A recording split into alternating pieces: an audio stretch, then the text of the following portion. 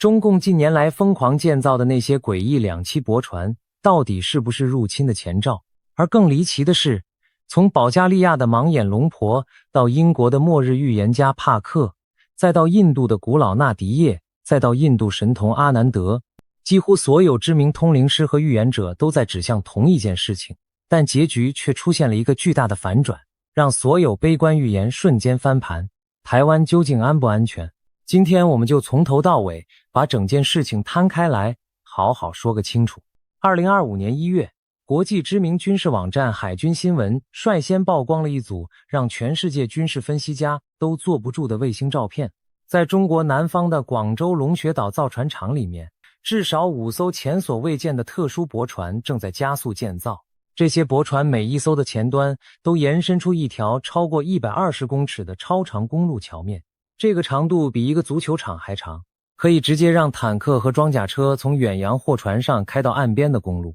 更加诡异的是，驳船底部还配备了可伸缩的千斤顶支柱，能够在恶劣的海况中稳定自身，形成一座移动式的海上码头。军事分析家们看到这个设计之后，几乎异口同声地说出了同一个词语，那就是诺曼底。没错，诺曼底。回到二战时期，盟军为了攻打希特勒占领的法国海岸线，在1944年6月6日发动了人类历史上最大规模的两栖登陆作战。但当时盟军面临一个致命的问题，就是法国沿岸的港口全部被德军炸毁或者重兵防守，根本无法靠岸卸货。你想想看，几十万大军冲上去了，可是后续的坦克、弹药、燃料、食物全都上不了岸，那不是等着被反推回海里吗？于是英国工程师们发明了一种叫做桑葚港的浮动临时码头，把整座港口拖过英吉利海峡，搭建在诺曼底海滩外面。这个构想在当时听起来简直是天方夜谭，但英国人硬是把它给做出来了。正是这种浮动港口，让盟军在登陆后的头3个星期内，成功运送了85万名士兵、48.5万吨补给品和15.3万辆军车上岸。可以这么说，没有桑葚港，就没有诺曼底登陆的成功，就没有二战的最终胜利。而如今中国建造的这些两栖驳船，其设计概念与当年的桑葚港惊人的相似，更准确地说，它是桑葚港的现代升级版。英国伦敦大学国王学院的军事历史学家在分析后指出了一个让人不安的事实，这种高度专业化的登陆驳船历史上从来不会闲着没事建造，它们造价极其昂贵，每艘的成本可能高达数亿美元，而且在和平时期几乎没有任何民用价值。更关键的是，当年桑葚港从开始生产到投入诺曼底作战仅仅间隔了1年。这位历史学家语重心长地说，这也是为了确保他们在需要使用的时候处于最佳的工作状态。这意味着什么？意味着这些驳船只有一个用途，就是大规模的两栖突击作战，而他们最可能的目标，毫无疑问就是130公里外的台湾。这下子全世界都紧张了。美国国防部在2024年底发布的年度中国军力报告中，明确提到中国正在大规模建造所谓军民两用的滚装渡轮。所谓滚装渡轮，就是那种车辆可以直接开上去开下来的大型渡船。中国拥有全世界最大的民用滚装船队，而这些船只在设计时就已经考虑到了军事用途，可以在战时快速从民用转为军用，装载坦克和装甲车直接开往对岸。报告还特别指出，虽然解放军海军目前拥有的传统登陆舰艇数量可能不足以单独支撑一场全面入侵台湾的作战，但北京显然认为，通过民用船只的大量征用，加上这些新型驳船的配合使用，已经可以弥补这个差距。而更加可怕的是，这些驳船的存在彻底打破了过去几十年来台湾防御规划的一个基本假设。以往军事分析家们普遍认为，台湾岛周边适合大规模两栖登陆的海滩数量非常有限，而这些少数几个滩头阵地都已经被台湾军方重兵防守，布满了地雷、反坦克障碍物和火力点。但这些超长桥面的新型驳船彻底改变了游戏规则，它们可以跨越礁石、软泥和各种不适合传统登陆的海岸地形，直接将重型装备送到岸上的公路上面。这意味着中共军队不再需要抢攻那几个大家都知道的滩头阵地，而是可以在任何出人意料的地点建立滩头堡。台湾辛苦构建的海滩防御体系，可能一夜之间就失去了大部分意义。海军新闻的独立分析师萨顿在看到卫星图像后感叹道：“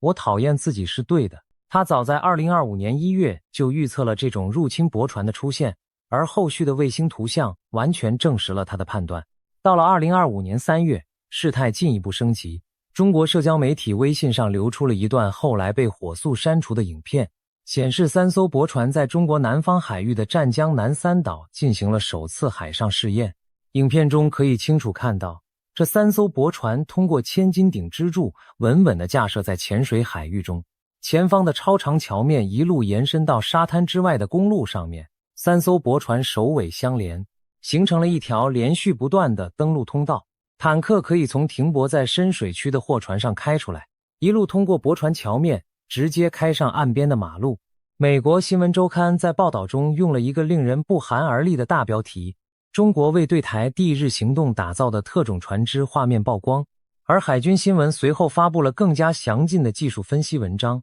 标题叫做通往台湾的阶梯。光是这个标题就足以让人夜不能寐。而且这些驳船的试验地点也很有讲究，湛江距离广州超过200海里，这些驳船是自己航行过去的还是被拖过去的，目前尚不清楚。但不管哪种方式，都证明了他们具备远洋部署的能力。要知道，台湾海峡最窄处也就130公里左右，而湛江到南三岛的距离远远超过这个数字。换句话说，如果这些驳船能顺利抵达南三岛并完成海试，那他们穿越台湾海峡更是不在话下。说到这里，我们有必要回头再看看历史上的诺曼底登陆，因为这个比较绝对不是军事分析家随便乱说的。诺曼底登陆成功了，但代价极其惨烈。即便盟军拥有几乎完全的制海权和制空权，即便他们为登陆日进行了长达数年的周密准备，第一天仍然有超过4400名盟军士兵阵亡，更多人受伤，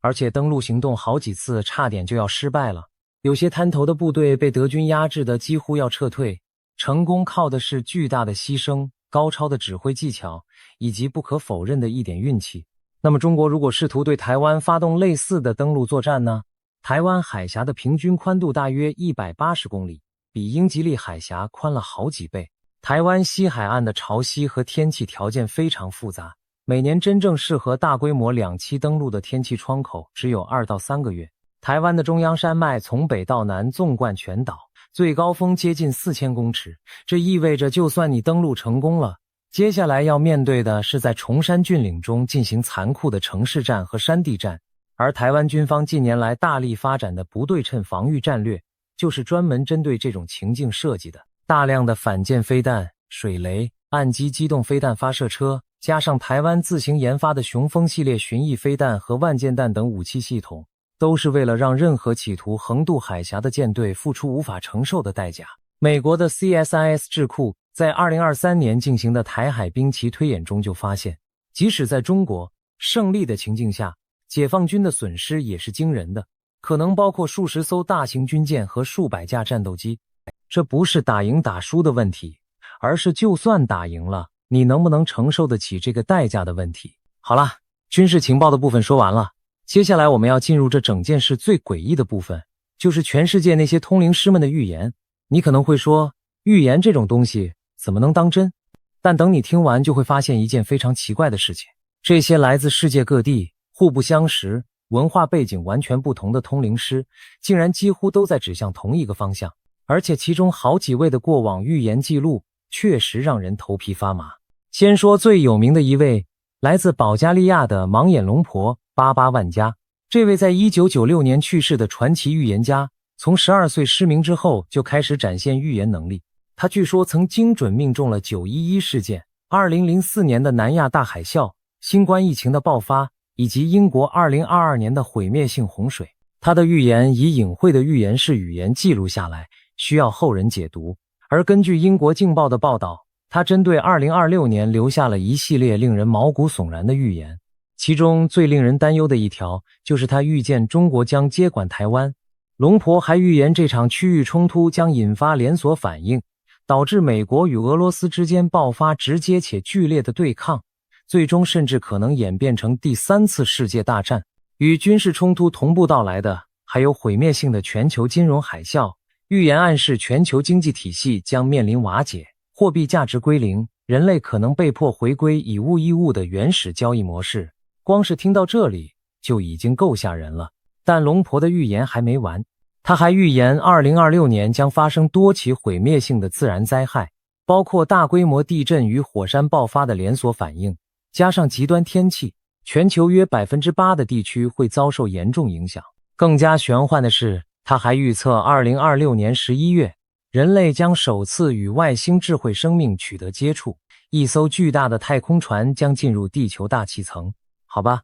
这个我们就先放一边，回到台湾的话题。听完龙婆的预言，你是不是觉得天都快塌了？别急，因为接下来登场的这位通灵师看到了一个完全不同的结局，而正是这个结局构成了今天这个故事里面最精彩的大反转。他叫克雷格·汉密尔顿·帕克，英国人，被媒体称为末日先知，也有人叫他新诺查丹马斯。帕克从事通灵预言工作已经超过30年了，据称精准命中了新冠疫情的爆发、英国脱欧公投的结果以及伊丽莎白女王的去世。他的预言方式非常独特，不仅依靠自身的灵媒直觉能力，还会参考来自印度南方泰米尔纳德邦的古老纳迪叶手稿。什么是纳迪叶？这可能是全世界最神秘的预言系统了。纳迪叶是一种据称由数千年前的印度圣贤们通过深度冥想和神圣感应，用棕榈叶记录下来的预言文献。最著名的圣贤包括阿加斯蒂亚、苏克拉和考西卡等。每一片叶子上都用古泰米尔语写着某个特定灵魂的命运细节，包括这个人的名字、父母的名字、家庭背景、职业经历、婚姻状况、一生的重大事件，甚至未来的命运走向和灵修建议。当你去找纳迪叶解读师的时候，他会先取你的拇指指纹，右手男左手女，然后根据指纹的纹路去寻找对应你的那片叶子。如果找到了，解读师就会用古泰米尔语朗读叶子上的内容，然后翻译给你听。听起来很玄，很不可思议，对不对？但帕克说他和太太珍妮亲自去了印度，找到了纳迪叶的解读师来验证，结果让他们震惊不已。叶子上记载的关于他们过去的种种事件，居然与现实完全吻合，包括一些连他们自己都快忘记的细节。帕克从此成为了纳迪叶的坚定信仰者，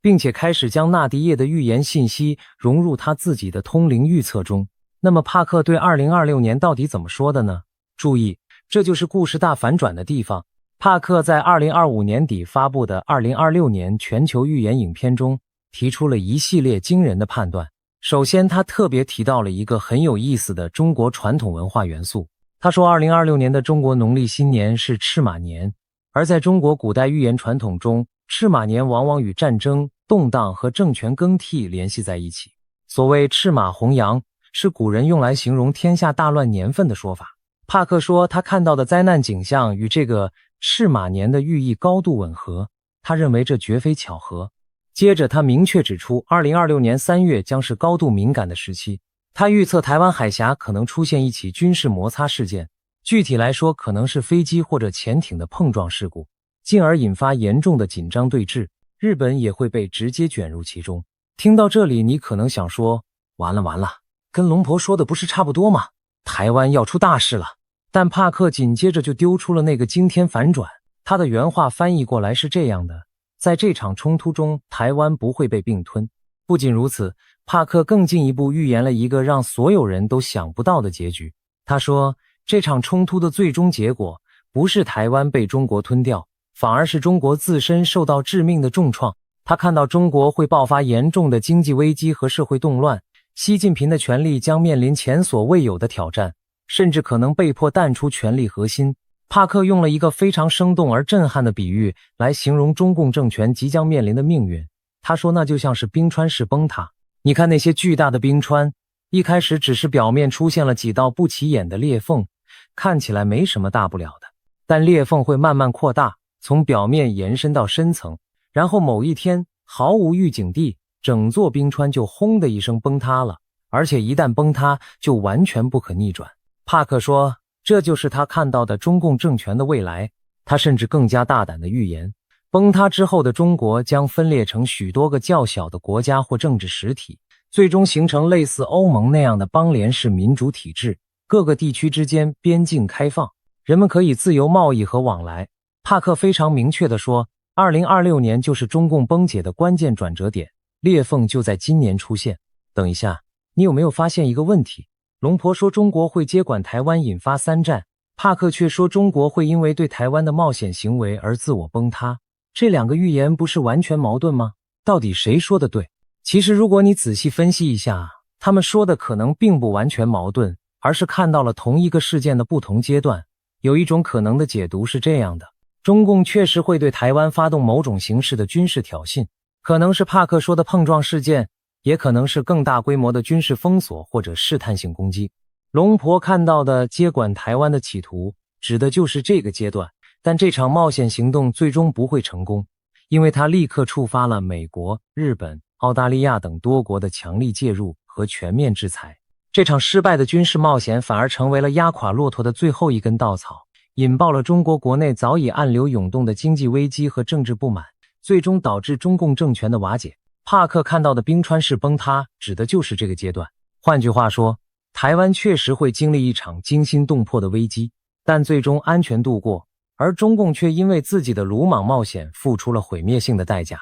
现在让我们把目光转向另一位重量级的预言者，来自印度的纳迪叶解读师维尼塔·杜拜潘德。维尼塔是帕克的长期合作伙伴，他根据自己独立解读的多片纳迪叶提供了更多的补充细节。维尼塔说，他从纳迪叶中看到，未来几年全球确实会有战争爆发，而且战争可能与宗教因素有关，涉及伊朗、以色列和美国之间的冲突。战争将带来死亡和破坏，伊朗和俄罗斯会在幕后推波助澜。但对于台湾本身的命运，维尼塔的解读比较乐观。他说台湾在2028到2029年之间可能遭遇海啸，但特别强调不会是毁灭性的。换言之，维尼塔的纳迪叶解读似乎也在暗示台湾会经历危险和考验，但不会被摧毁，不会从地图上消失。更有意思的是，维尼塔还提到了一个格局更加宏大的预言。他说纳迪叶清楚地显示，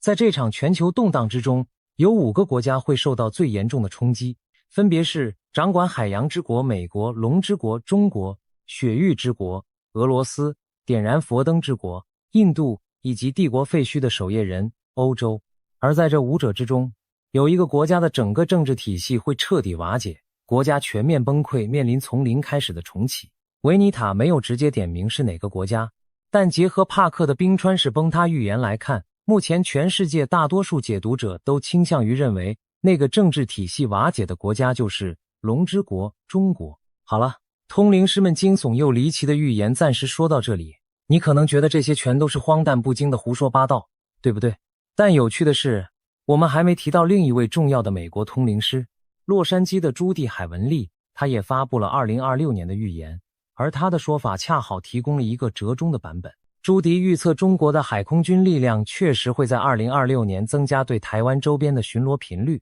不断测试台湾的防御底线。但他同时明确指出，特别是在川普执政时期，全面战争的可能性仍然很低。他还预测，川普和第一夫人梅拉尼亚将在2026年4月访问中国，双方会建立重要的合作关系。这个预言暗示的是一种紧张但可控的台海局势，既不是龙婆所说的全面战争，也不完全是帕克所预见的崩塌大戏，而是一种长期的高压灰色对峙状态。那没关系，让我们暂时放下水晶球和棕榈叶，回到冷冰冰的现实世界，看看军事专家和情报机构到底怎么说。首先是最具权威性的信息来源，美国国家情报总监办公室在2026年3月刚刚发布的年度威胁评估报告中，白纸黑字写道，情报界评估认为，中国领导人目前并没有计划在2027年对台湾发动入侵，也没有设定实现统一的固定时间表。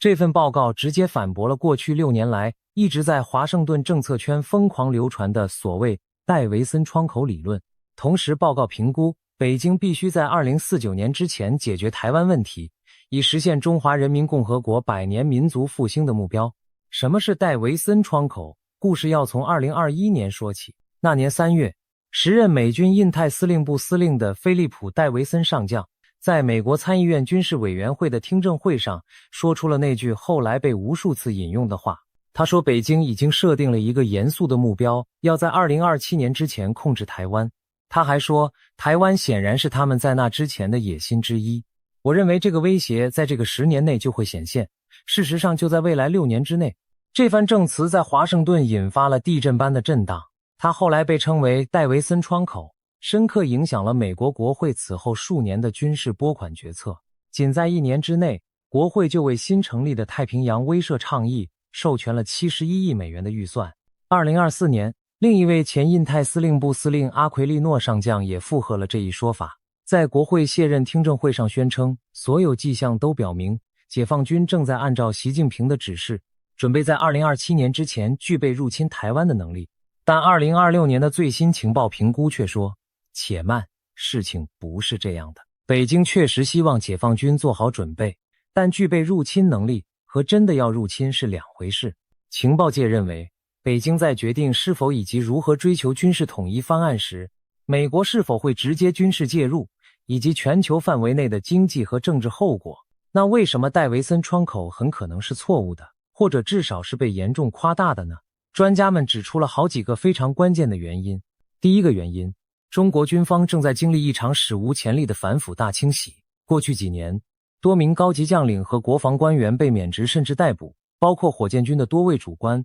这场清洗的规模之大，连很多中国问题专家都感到震惊。一支正在进行大规模内部肃清的军队，其指挥链的完整性、各级军官之间的信任度以及整体的作战士气都会受到严重的打击。你很难想象这样一支军队，同时还能高效地策划和执行人类历史上最复杂的跨海2栖登陆作战行动。第二个原因，中国经济正在面临多重严峻的结构性挑战。房地产泡沫破裂后的余波仍在持续，国内消费长期疲软，提振不起来，青年失业率居高不下，让年轻人看不到希望。地方政府的隐性债务堆积如山，随时可能爆雷。再加上人口老龄化和出生率急剧下降带来的长期衰退压力，历史上中共政权的执政合法性一直建立在持续提升民众生活水平这个隐性契约之上。一场大规模的台海战争不仅要花费数万亿美元的直接军费开支，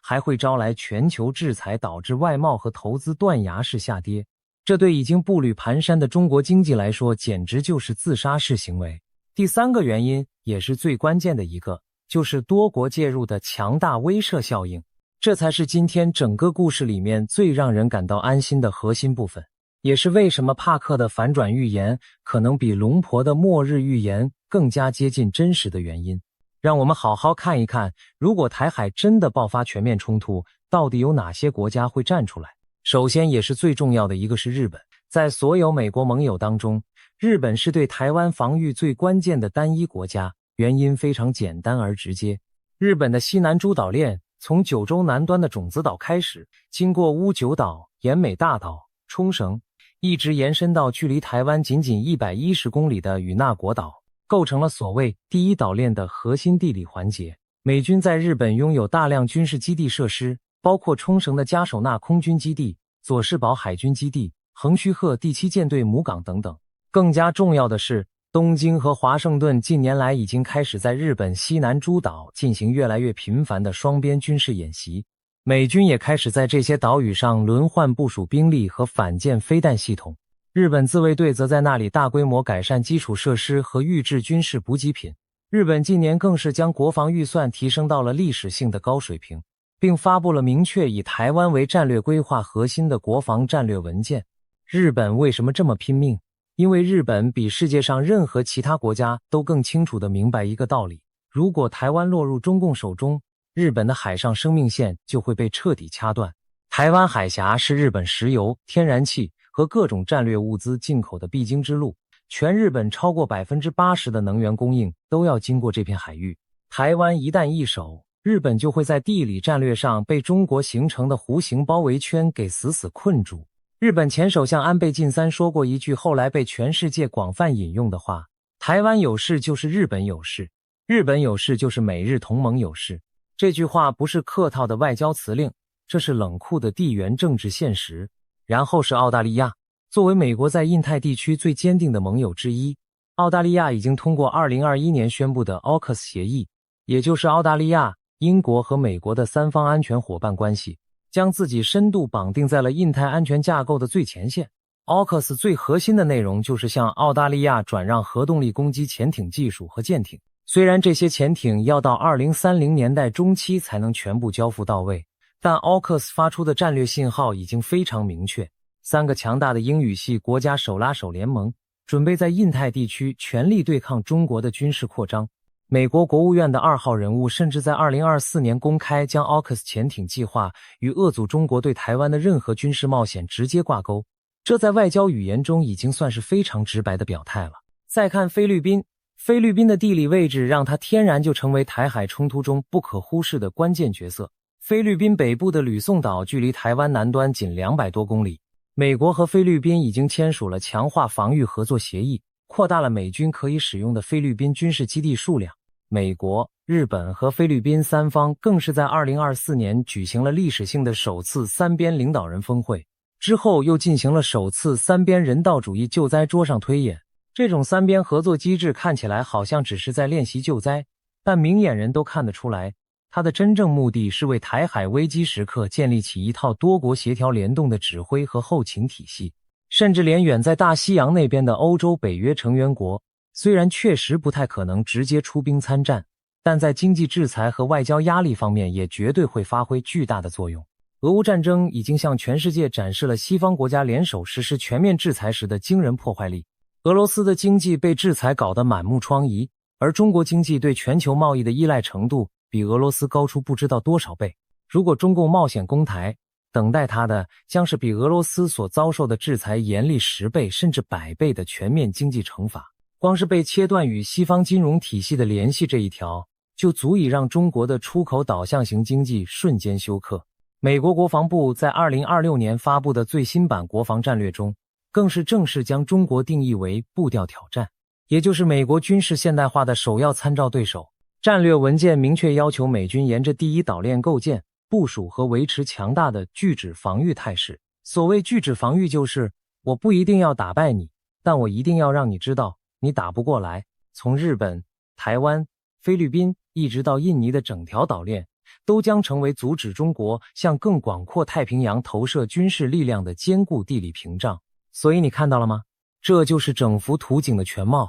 一方面，中共确实在疯狂备战，那些诺曼底式的2栖驳船绝非儿戏，那是真金白银花下去的战争准备。解放军拥有超过200万现役军人，而台湾只有大约17万。中国2025年的国防预算高达2470亿美元，而台湾即便在大幅增加 16% 之后，2026年的国防预算也才刚过310亿美元。两边的军力差距之大，令人窒息。但另一方面，这场潜在的战争从来都不仅仅是中国对台湾一个小岛的战争，它将是中国对半个世界的战争。日本、澳大利亚、菲律宾，可能还有韩国和印度，再加上美国本身以及它的全部全球军事基地网络，就算完全不谈直接的军事介入，光是全面的经济制裁、技术封锁和金融切割，就足以让已经摇摇欲坠的中国经济彻底崩盘。这就是为什么那些通灵师的预言表面上听起来彼此矛盾，但深层逻辑可能是相通的。盲眼龙婆看到了中国接管台湾的企图，这个企图千真万确的存在，那些驳船就是铁证。但帕克看到了这个企图的最终结局，那就是失败和自我崩塌。而美国情报界的评估也在用另一种语言暗示同样的结论。中共领导人自己可能也心知肚明，这场豪赌的风险实在是太大了。这就是为什么即使在军事准备不断升级的同时，北京仍然选择以灰色地带行动取代全面战争。频繁的军演、无人机闯入台湾领空、大规模的认知战和假消息攻势、经济施压和外交孤立，这些都是代价相对可控的胁迫手段，目的是在不触发全面军事冲突的情况下，逐步消磨台湾社会的意志和抵抗决心。澳大利亚战略政策研究所的资深分析师在2026年初的深度分析中指出，习近平在做出是否对台动武的最终决策时，需要综合考虑至少7个关键因素：解放军的实战准备程度、军队高层领导的可靠性和忠诚度，美国可能做出的军事反应，其他国家可能做出的反应，台湾自身的军事和民防准备水平，中国国内的经济和社会稳定问题，以及更广泛的全球政治和经济背景。分析师的结论是，目前这7个因素中，没有任何一个明确支持在近期内动用武力犯台。这也正好呼应了印度神童阿南德的说法。阿南德在他的2026年预言影片中表示，2026年将是400年一遇的重大历史转捩点，不是因为战争一定会在今年爆发，而是因为在这一年，所有的力量和矛盾都将在亚太地区，特别是台湾海峡的上空剧烈碰撞。中国的统一野心，美国的遏制战略，日本的军事觉醒，澳大利亚和菲律宾的战略选择，台湾自身面对命运的态度。阿南德特别点名中国是高风险国家，直言中国将面临重大问题。他提醒大家要特别关注3个危险时间点，分别是4月下半月、7月24日前后的那段时间，以及11月中旬左右。但阿南德同时也说了另一番让人看到希望的话。他说2026年除了是充满挑战的一年，也可能是医学、数学和科学取得重大进步的一年。他用了一个很有趣的形容，他说这将是相当精彩的一年，会发生一些非常有趣的事情。祸福相依的道理，阿南德也是懂的。帕克也持有类似的观点，他虽然预言了动荡和冲突，但他同时坚定不移地相信，一场全球性的大觉醒即将到来。他说的原话是，一个世界正在崩塌的同时，另一个世界正在崛起。许多境界很高、心灵觉悟的人会在这个时代出现，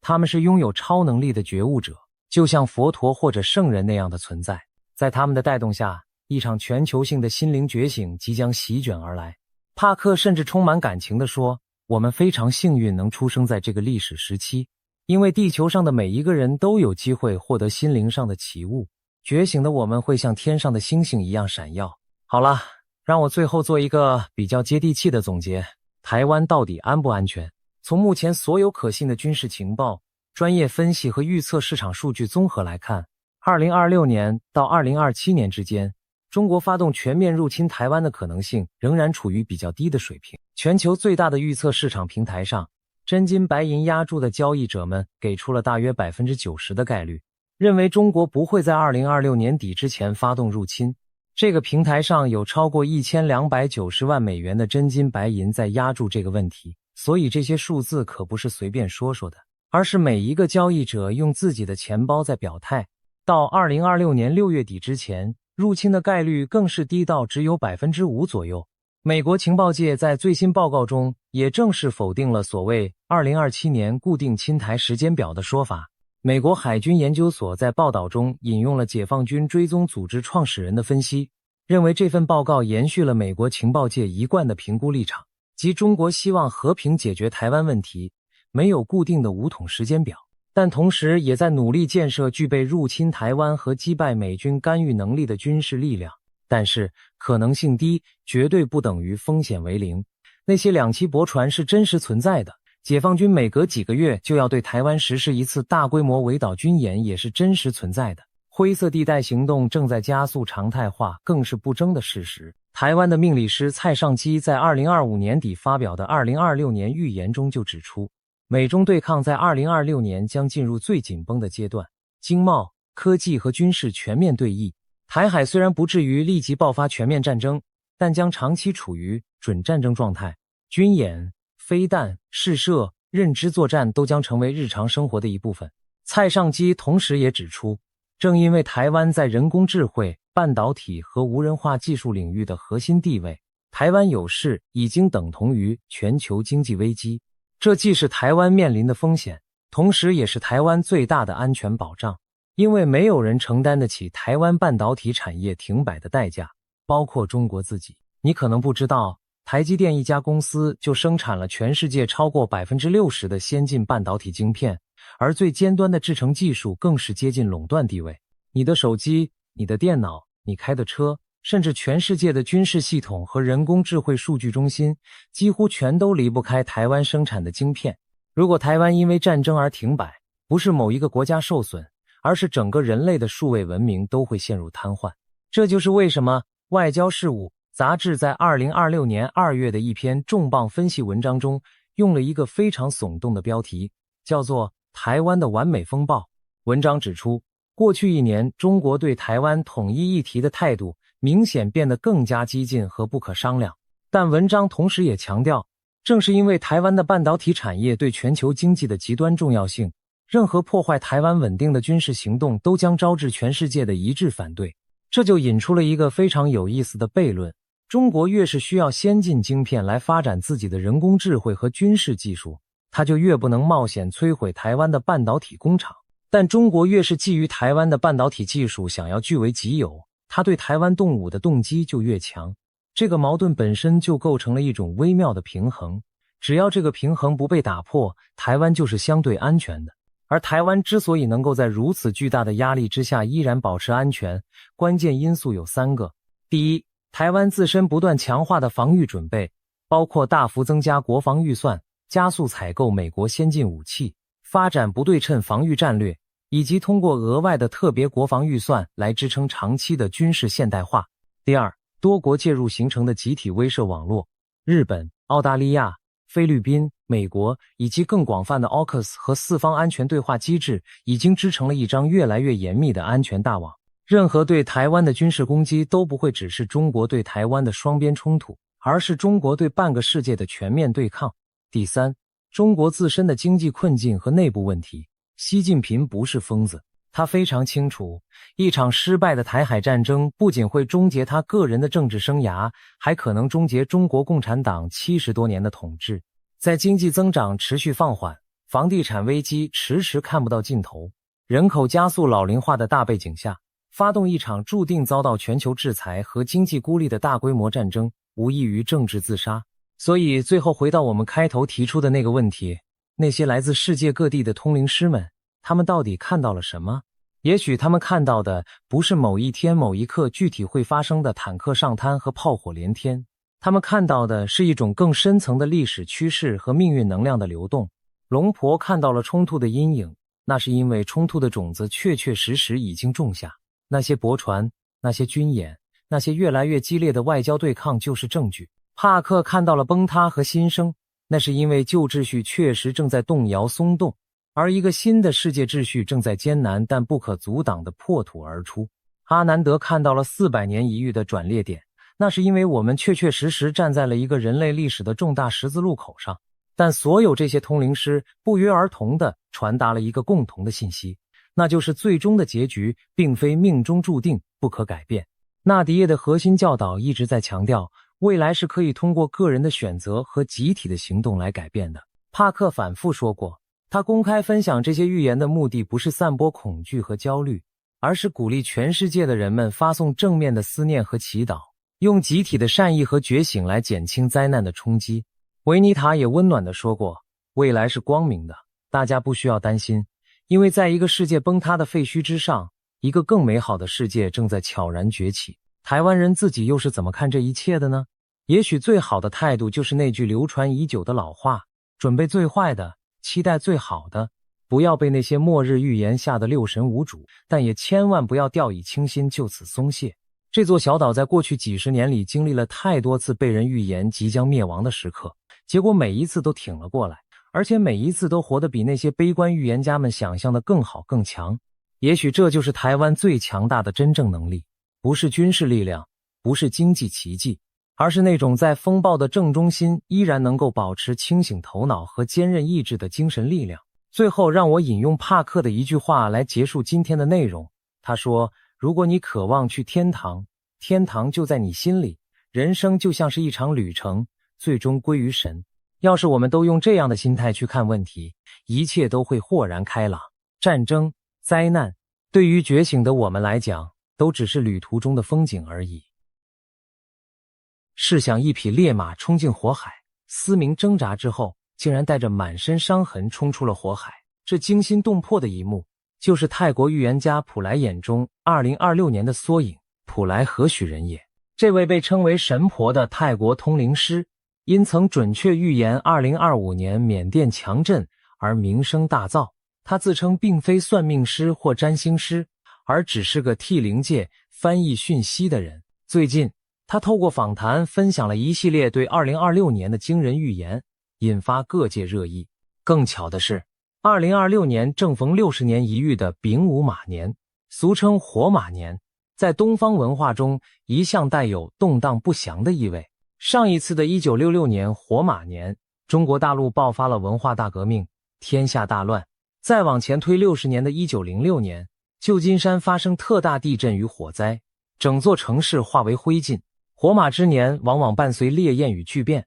而普莱今年的预言正好印证了这股宿命般的不安。那么这位神秘的预言家到底看见了什么？谁会在这一年鸿运当头？谁又必须战战兢兢？他口中的神秘代号 JIT 指向哪片最凶险的土地？潜伏在暗处的全新瘟疫和隐形战争又将如何颠覆我们习以为常的世界？我们将一口气看完普莱对2026年的全部预言，深入探索其中玄机。首先来看看普莱对12生肖运势的提醒。在2026年，有的人运途光明，也有的人挑战重重，每个生肖都有需要注意的重点。属鼠的朋友，今年对你们来说是高风险的一年，压力特别大，家中长辈可能容易生病，你得分心照顾，自己的身心状态也容易被拖垮，情绪起伏明显，一有突发状况，务必先稳住自己，切勿惊慌失措。由于生肖鼠与流年马正冲，整年意外与变数都偏多，凡事务必要小心谨慎。属牛的朋友，今年运势比前2年明显好转，特别是在工作上。如果之前和上司有摩擦，或者正想跳槽，不妨先按兵不动，因为情况会逐渐改善。今年整体运势在慢慢打开，许多停滞的事开始有起色，生活步调也趋于顺遂。特别值得一提的是，2026年很适合购车置产等重大采买，你若一直想买辆新车，这可能就是时机。属虎的朋友，说话是你2026年最需要小心的课题。感情方面，很可能只因为一句话就出现裂痕，在人际沟通时，务必要克制自己的嘴，尤其在情绪上来的时候，切忌三思而后言。今年你的言语杀伤力格外强，一句脱口而出的气话都可能造成长久的遗憾，所以务必要冷静，管住脾气。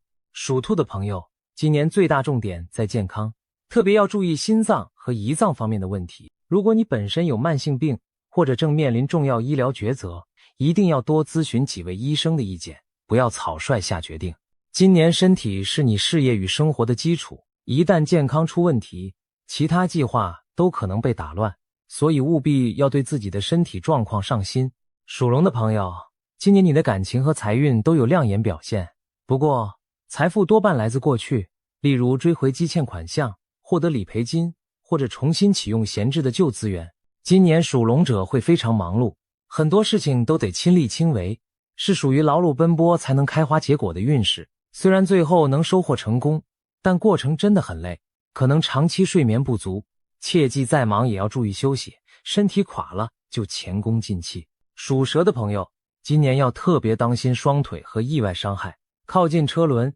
机械设备时务必要多留神，因为有被割伤、扭伤，甚至跌倒骨折的风险。今年对你而言，最重要的是安全2字，开车骑车不要疲劳上路，从事户外活动务必做好防护，只要守好安全关，其他方面其实都在可掌控范围内。属马的朋友，2026年是你的本命年，与太岁犯冲高达 85%， 冲击很大。这一年对马族而言可说高风险、高压力，但同时也充满了新机会、人脉和转机。重点在于学会筛选，凡事放慢脚步，切忌盲目冲刺。由于整年运势起伏不定，情绪管理就显得尤为重要。属马的人今年脾气特别火爆，说话容易口不择言，一不注意就得罪人。另外一定要留意睡眠和健康，千万别熬夜和过度应酬喝酒，否则只会把自己拖垮。在风风火火的本命年里稳住心神，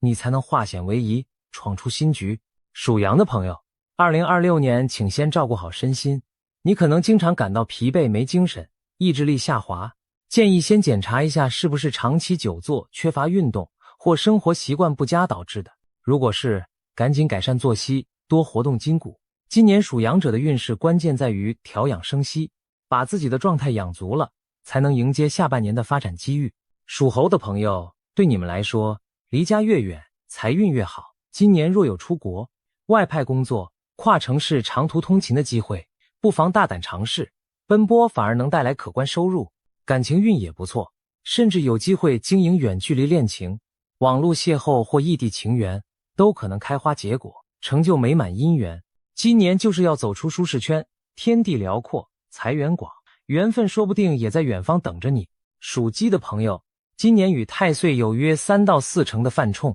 要注意的有2点，一是意外，二是口舌是非，各种小擦撞、小意外可能增多，所幸多半有惊无险，平安度过。但真正要小心的是小人以及感情和人际中的第三者。简单说，提防人为的暗算与背后捅刀。感情上留意有人横刀夺爱，工作上当心有人暗中扯你后腿。今年属鸡者要管好自己的嘴，也看紧身边的奸邪之人，这样才能逢凶化吉。属狗的朋友，今年把健康放在第一位，特别注意痛风、腿部水肿、血脂偏高等问题，一定要调整饮食，多喝水，多运动。平时可以定期检查身体，有状况及早治疗。今年不排除有住院或长期服药的可能性，因此千万别大意，养好身体，自然福气来。健康平安就是今年最大的财富。属猪的朋友，去年的诸多阻滞与卡关，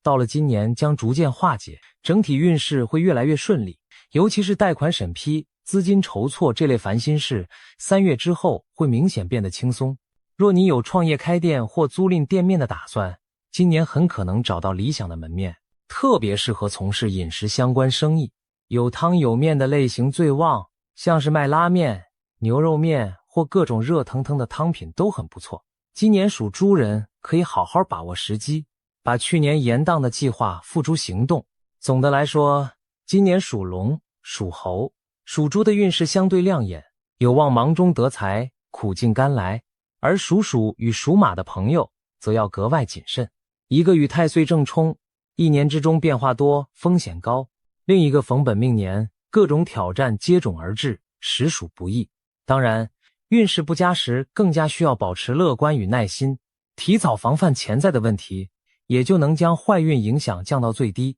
了解了个人运程的起伏，我们再把目光转向整个世界，因为普莱对全球局势的预警远比个人运势要严峻得多。普莱提醒，2026年的旅行和国际安全隐藏着不寻常的危机。去年年底，他在泰国的一场节目专访中抛出一个神秘代号 HJT， 呼吁大家在2026年上半年最好暂时避免前往字母 HJT 开头的国家旅游。一时间，此番言论在网络上引发热议，网友们纷纷化身键盘柯南，猜测 HJT 代表哪些地方。有人说 H 是夏威夷或香港， J 大概是日本或印尼的雅加达， T 则被解读为台湾或泰国，甚至还有熟悉机场代码的人发现，蒙古国呼吉尔特机场的代号正是 HJT， 让这个谜团更加扑朔迷离。然而到了今年1月，普莱更新了说法，他接受香港媒体访谈时特别说明，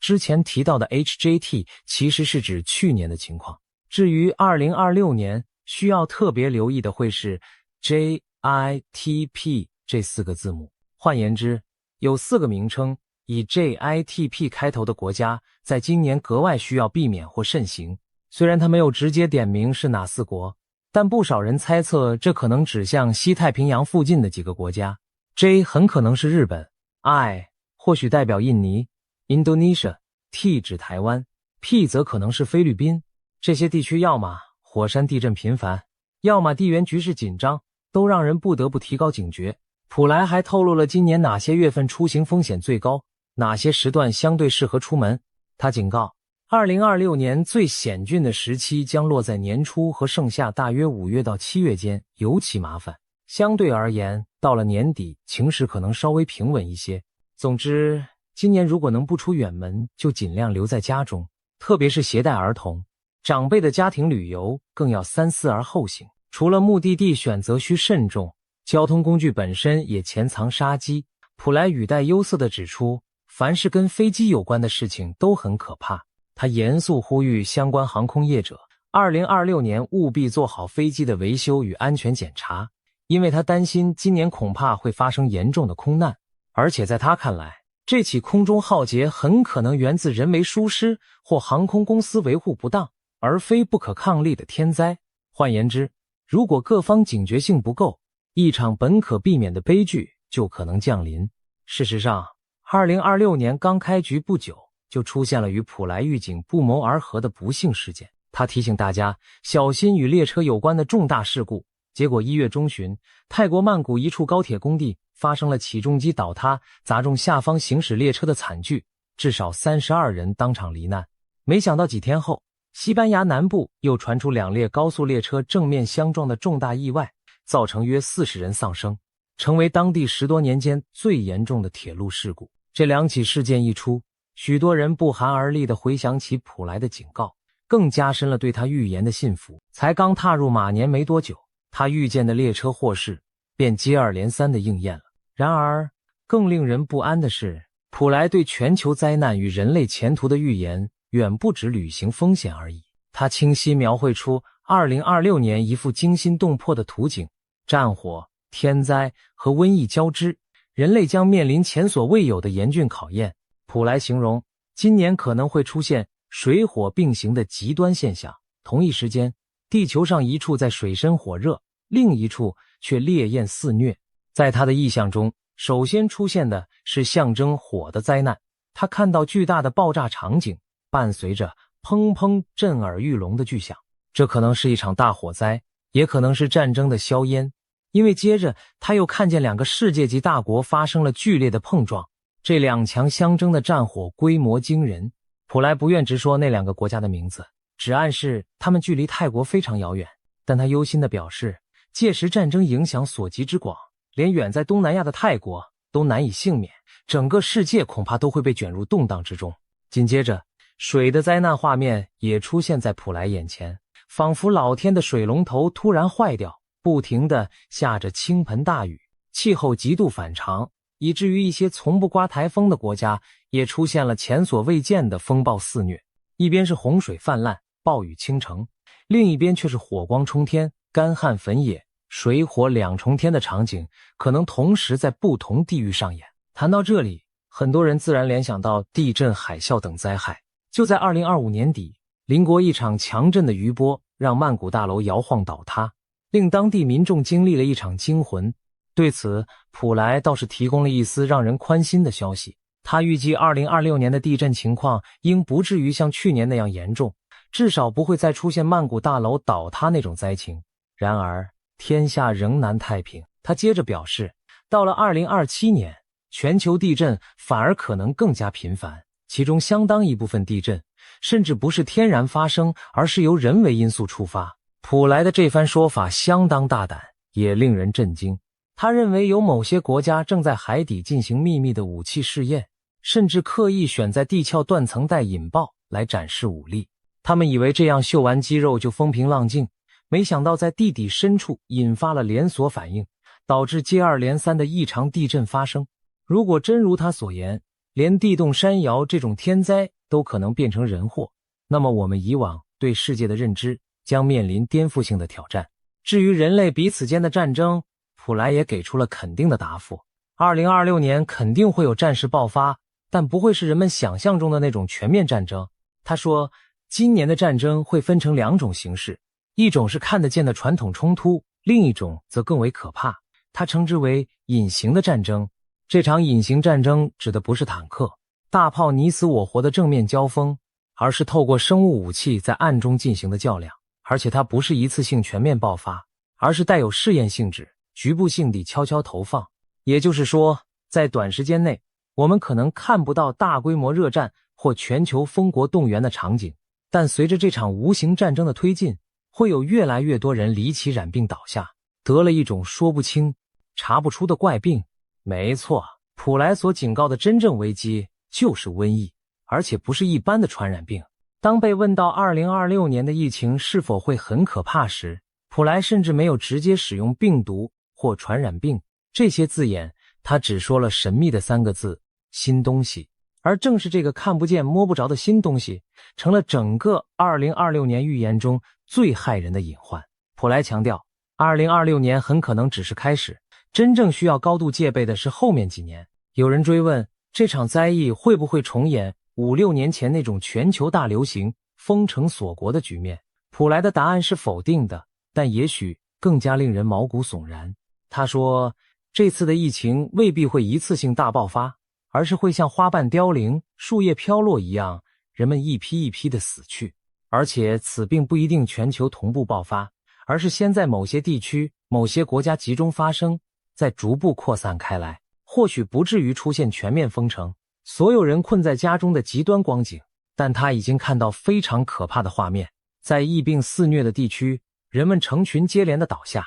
尸横遍野，甚至死者众多到来不及收敛，街头将遍地白骨，多到让生者的内心都变得麻木。那么，这究竟是种什么样的疾病？普莱在访谈中反复提到一个关键概念，这是一种混合型疾病，也就是说，某种古老的致命疾病和人为研发的病毒结合在了一起。他透露，这场瘟疫并非自然产生，而是由某个国家在实验室刻意打造出的生化武器。而且最可怕的是，最终它不是因意外泄露，而是被故意释放到人群中的。更骇人的是，普莱透露此次让他传话的高灵竟是死神本人。他声称死亡之神向他显现，给了他2个词作为提示，一个是结核病，一个是黑死病。也就是说，这种新病毒可能混入了肺结核和中世纪曾夺去千万人性命的黑死病病原体。要知道，1347年爆发的黑死病在短短6年间就席卷亚欧非3大洲，造成至少7500万到2亿人死亡，欧洲1/3的人口因此丧生。如果现在有人将那种恶魔般的致命病菌重新引入人间，并与现代实验室培养的其他病毒混合，人类恐怕将面对史无前例的超级瘟疫。在普莱的预见中，2026年只是这场浩劫的开端，接下来的数年，一直到2030年前后，疫情会愈演愈烈，人类将长期笼罩在它的阴影之下。事实上，不仅普莱，印度古老的纳迪叶预言解读师维尼塔以及英国预言家帕克等人也都提出过相似的警告。他们预言将有一种类似新冠但更致命的新病毒卷土重来，这种病毒可能通过空气传播，人们的行动将再次受限，甚至会出现粮食短缺。而且他们也指出，这将是人造的生化武器。不同文化的先知不约而同指向同一可怕未来，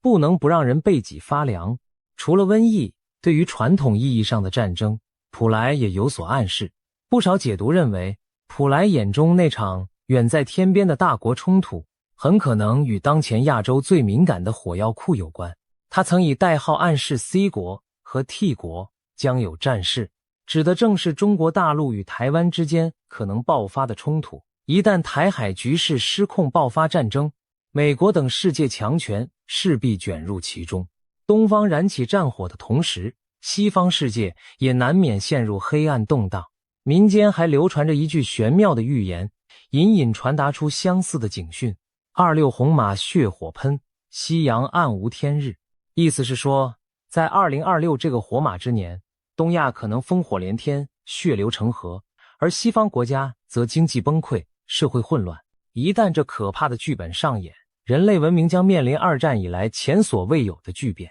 眼下看来，这样的末日图景仿佛难以置信，但环顾当前国际局势，我们离灾难其实并没有想象中那么遥远。面对如此惊心的未来图景，普莱自己也坦言希望这只是一场梦，但他仍然感到有责任提前发出预警，好让相关人士能超前部署，将灾害风险降到最低。他再三强调，他说出这些话并不是为了制造恐惧，而是提醒大家务必保持警惕，未雨绸缪，以便在变局来临时尽可能保全自己和家人。普莱也重申了自己的初衷，他并非要当什么神机妙算的算命师，而只是如实传达灵界给予的提醒。而这些提醒的背后，其实隐含着对人心与道德的忠告。正如他所说，他的职责只有一个，就是让人们知道因果报应，善恶有报，天堂与地狱都真实存在。换言之，人类即将面临的这些灾难挑战，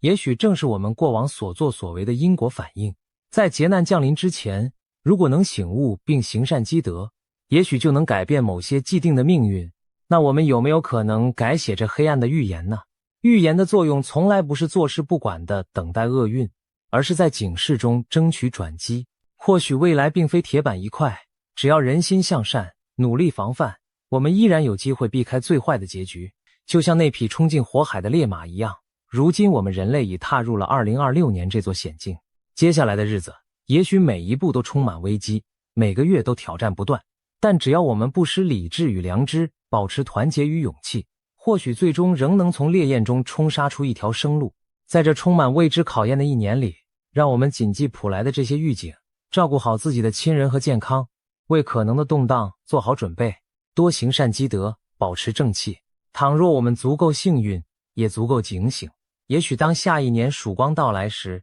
我们能由衷地庆幸自己平安地度过了这场前所未有的严峻考验。这个预言来自一位英国占星师帕姆格雷戈里女士，她宣称2026年将出现一次前所未有的浩劫星象再现，预示着人类即将经历大浩劫与政权解体，权力将不再由极少数人垄断，而是开始向芸芸众生转移。更不可思议的是，在旧世界的废墟之上，人类将开启全新的文明篇章，甚至我们熟悉的语言交流方式都可能被心灵感应所取代。听起来匪夷所思吗？帕姆格雷戈里是何许人也？他从事占星研究已逾45年，是一位畅销书作者，更在伦敦占星学院经过8年系统学习，并以最高荣誉获得硕士学位。同时，他在企业界深耕35载，曾担任高管，是一位成功的企业家。然而，更令人称奇的是他的灵性天赋。据帕姆自述，他自幼天眼开启，能够与银河系的高等生命沟通，体内流动着强大的大角星与天狼星能量。有人甚至亲眼看到他的身体散发出幽幽蓝光。也就是说，帕姆兼具理性与神秘的双重特质，一方面脚踏实地洞察人间世事，一方面又仿佛能倾听宇宙的低语。正因为如此，他对2026年的预言格外引人瞩目。那么这场2026年的浩劫究竟从何说起呢？帕姆指出了一个值得关注的天空征兆。2026年2月20日，土星与海王星将在黄道第一个星座白羊座的0度交汇合相。占星学中，白羊座0度被称为黄道的起点，蕴含着新纪元开端的象征意义。土星与海王星相合本就每隔约36年才上演一次，而发生在白羊座0度附近更是数千年难得一见。这意味着什么？帕姆认为，这预示着旧有的秩序将加速瓦解，而全新的秩序正在孕育诞生。土星象征着传统结构、规则和权威，海王星则代表消融、理想和揭示真相。在罗马神话中，土星是镇守秩序与时间之神，严格而冷峻，而海王星则是主宰海洋与幻象之神，变幻莫测。当这两颗星体相会，就如同一位守旧的严父与一位梦想的魔法师坐到了一起，现实与理想交融，隐藏的真相被揭开，陈腐的体制被溶解。而此次他们相逢于白羊座起点，更是意味深长。白羊座由战神火星守护，象征新生的勇气与开端的火花，好比曙光出现时那股势不可挡的生命力。把这些元素结合起来看，我们可以将2026年的星空剧本解读为严厉的宇宙之父土星决议拆除过时的结构，幻象之主海王星将用理想之水冲刷罪恶的尘埃，双双在白羊座点燃新世界的燎原烈火。如此戏剧性的宇宙符号，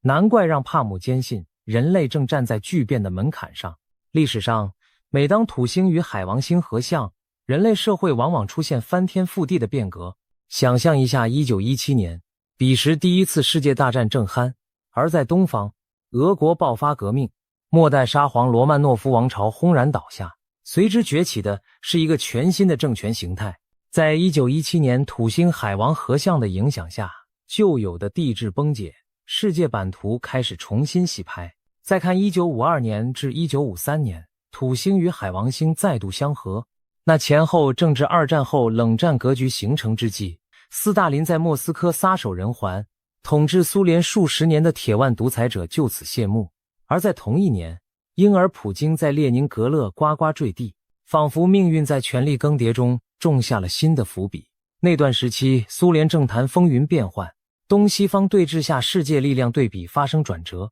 紧接着1989年，土星与海王星又一次相会，这次发生在象征边界与高墙的摩羯座。结果当年11月，柏林围墙应声倒塌，分隔东西德的冷战铁幕被撕开一道缺口。不久之后，苏联帝国解体，曾经如日中天的共产霸权分崩离析。而在远东的中国，1989年6月4日，北京爆发震惊世界的学潮抗议，最终却遭到血腥镇压。6·4惨案彻底浇灭了国人试图改良集权的幻想。那一日的枪声，标志着某种旧秩序的顽固与绝望。这些惊心动魄的历史巧合绝非偶然。每当土星与海王星合相，我们都会看到世界格局出现重大转折，老牌帝国衰落，新势力登上舞台。现在2026年的合相即将来临，而且是在黄道起点的白羊座。如此罕见的星象，上一次出现在白羊座0度附近，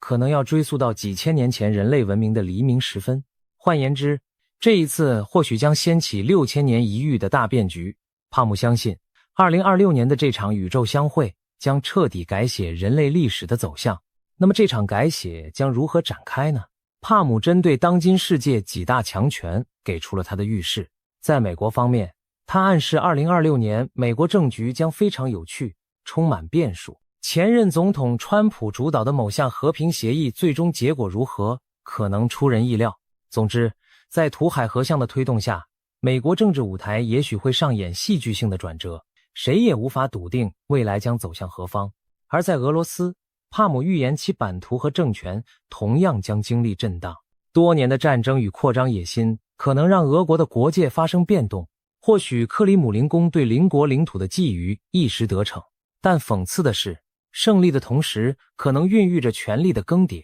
他暗示俄罗斯的领土格局总是在土海合相时出现变化，也许普京能够暂时捞取些许战果，却难以阻止自身权力的滑落更替。换言之，俄罗斯可能在地缘野心得逞的瞬间突然生变，昔日强人的统治地位不保，新的权力交接悄然展开。至于中国，帕姆的语气尤其强烈，他直言中国现任最高领导人逆天而行，一心想恢复帝制般的终身独裁。愚蠢者最无所谓，他仿佛忘乎所以地模仿起皇帝，这注定会摔得粉身碎骨。帕姆指出，随着冥王星逐步进入象征群体平等与觉醒的水瓶座，中国这个全球政经重心将不可避免地受到去中心化风暴的冲击。这意味着中国多年自上而下的集权管控模式将在民间力量的推动下发生深刻改变。可以想见，亿万普通人蕴藏的反抗能量终将喷薄而出，撼动那庞大的统治机器。其实回顾历史，每当人类社会积累了极端的不平等和压迫，总会爆发将权力重新洗牌的狂风暴雨。16世纪时，欧洲爆发宗教改革运动，人们开始挣脱教会长达数百年的精神垄断，个体的信仰自由初次萌芽。18世纪末，美国独立战争和法国大革命更是推翻了旧的军权体制，人民攻克巴士底狱，推翻君主，路易16被送上断头台，法兰西的君主制就此终结。法国制宪议会颁布了人权宣言，第一次以法律形式赋予平民以自由平等的权利。而大西洋彼岸，美洲殖民地人民通过革命摆脱帝国统治，建立起民主共和的新国家。这些翻天覆地的变革使得此前只有统治者和被统治者两极分化的旧时代宣告终结，中产阶级和公民社会开始形成。耐人寻味的是，这几场革命浪潮之际，冥王星正运行在象征博爱平等的水瓶座，仿佛冥冥中助推了打破等级枷锁的潮流。回到今天，冥王星在21世纪再次进入水瓶座，那些仍维持着巨大不平等、垂直权力结构的独裁国家很可能将面临类似的命运，金字塔尖的特权将被撼动，权力将重新分配给人民。帕姆所说的权力向人民转移，正是指这股不可逆转的平权洪流。帕姆特别强调，2026年中国农历丙午年，俗称火马年降，是人类无法再回避真相的一年。届时，全球范围内隐瞒的真相将被加速揭露。以中共政权为例，统治集团过往种种罪恶再也藏不住，许多黑幕将以极其戏剧性的方式浮出水面。可以想见，将会有越来越多的吹哨人 whistleblower 挺身而出，大量隐秘的文件资料被曝光公之于众，甚至黑客入侵与数据泄露事件也可能层出不穷，一点点击穿专制政权精心编织的谎言迷雾。真相的洪流一旦决堤，任何集权统治都将难以为继。而这一切将从3月开始逐步拉开序幕，一直持续到年底。我们极可能看到中国旧有的权力结构在剧烈动荡中加速崩解，同时也将看到民间新的意识火苗开始点亮黑暗。在中国古代的谶纬预言中，2026、2027两年合称赤马红羊节，每逢农历丙午年赤马接丁未年红羊，往往是历史上最易发生重大政治动乱、战争或灾害的时期。上一个丙午、丁未连续出现在上世纪60年代中期，彼时中国爆发了文化大革命的狂风暴雨，社会秩序荡然无存。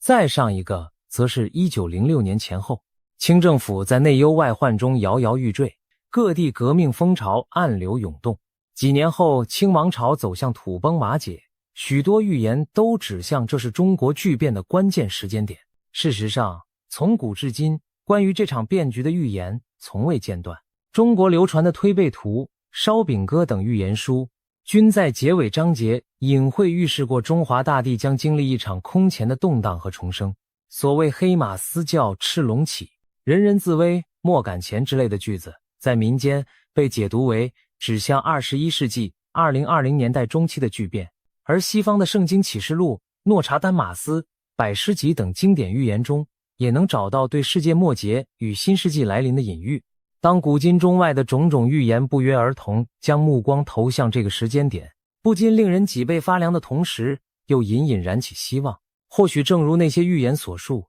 经历至暗时刻之后，人类将迎来命运的转机。英国著名的预言家克雷格·帕克更是断言，2026年习政权将如冰川般崩塌，先是出现一道道裂缝，随后轰然坍塌，不可逆转。他预计中共的解体将从2026年开始进入倒计时，最终中国可能4分5裂，裂变成多个相互独立的单位。无独有偶，帕克还预言2026年伊朗会爆发革命，古巴政权也将垮台。换言之，在这一年，集权统治可能像多米诺骨牌般纷纷倒下，权力真正回归人民的时代将拉开序幕。值得一提的是，欧洲著名的盲眼预言家保加利亚的88万加，俗称龙婆，也曾预言2026年将是一个充满混乱与冲突的年份。他警告说，这一年可能爆发牵涉世界主要强权的大规模战争，引发全球局势的剧烈动荡。部分解读者将万家所言的东方战火对号入座到台海或中东局势，认为不排除中国大陆可能对台湾动武，进而引燃国际战争之火。如果万家的预言成真，那么2026年的浩劫无疑还包括了硝烟与炮火。然而即便如此，帕姆所描绘的总体趋势依然是破而后立。战争和动乱只是旧世界崩坏的表象，最终人类会从废墟中反思教训，迎来新的国际秩序契机。不妨试着描绘一下2026年可能出现的震撼场景。某日清晨，人们醒来发现，平日歌功颂德的官媒突然播出了领袖辞职下台的消息。一个统治数十年的专制政权终于在内外交困中土崩瓦解，几百万曾被沉默的人民涌上街头，高呼自由的口号，狂欢的泪水与笑容交织，场面宛如1989年柏林围墙倒塌重现。不到一周，又一个集权政府宣告终结，他的独裁者匆忙流亡，他昔日巨大的肖像被愤怒的民众扯下焚烧。一时间，世界各地传来暴君倒台的新闻，专制政权如多米诺骨牌般接连倒地，国际外交场域也风云激荡。一场困扰多时的战争意外停火，相关大国在最后关头达成了和平协议，让全球松了一口气。然而另一边，一场新冲突的火花又在闪烁。超级强权明争暗斗，整个世界秩序处于重组的前夜。更令人眼花缭乱的是，一波接一波的黑幕内情被曝光，某跨国银行的秘密账本泄露，揭开了权贵洗钱转移财富的冰山一角。某科技巨头多年掩盖的丑闻文件在网络疯传，社会舆论哗然，甚至连长久以来备受争议的 UFO 机密也被爆料者公开。大众惊愕地得知，政府果真隐瞒了外星接触的证据。人们仿佛每天都在刷剧情反转的新闻，每一条都足以震动往日的世界，而现在却接踵而至。谣言变成真相，阴谋论成了新闻报道，许多人开始重新审视曾经深信不疑的一切。在社交媒体上，全球网民热烈讨论着这些解密消息，惊讶、愤怒、恐惧、兴奋，各种情绪充斥着屏幕。但有一点是共通的，所有人都意识到，一个时代结束了，一个崭新的时代正轰然登场。帕姆更进一步指出，我们正在孕育一个全新的银河社会和银河文明，而这场新文明的序幕将在2026年揭开，那将是一个更开放、更觉醒的文明状态。人类不再囿于旧有的分隔与狭隘视野，而是意识到自身是更宏大宇宙生命网络的一部分。或许多年以后回望，我们会将2026年视为人类文明重生的元年。谈到文明重生，不能不提地球本身正在经历的巨变。帕姆强调，未来几年我们将感受到极为强烈的天王星能量。这颗行星在占星学中象征突变、觉醒和革命。恰逢2026年土星海王合相之时，也将出现一次重要的日食，而那次日食与天王星形成精确的形相位90度。简单来说，就是有一股强大的天王星冲击波即将席卷地球。它会如何体现呢？很可能就是自然灾害和气候异常的频发，更频繁而强烈的地震撼动大地，极端天候席卷全球，火山喷发与其他灾变不断上演。我们或将目睹地球自身在剧烈的抖动与调整，仿佛要甩掉缠绕数百万年的沉疴与创伤。地球正在进行自我疗愈和更新，以摆脱过往累积的创伤，恢复生态平衡。这个过程未必平静，恰如毛毛虫化蝶前必经撕裂茧壳的痛苦，地球母亲在重生时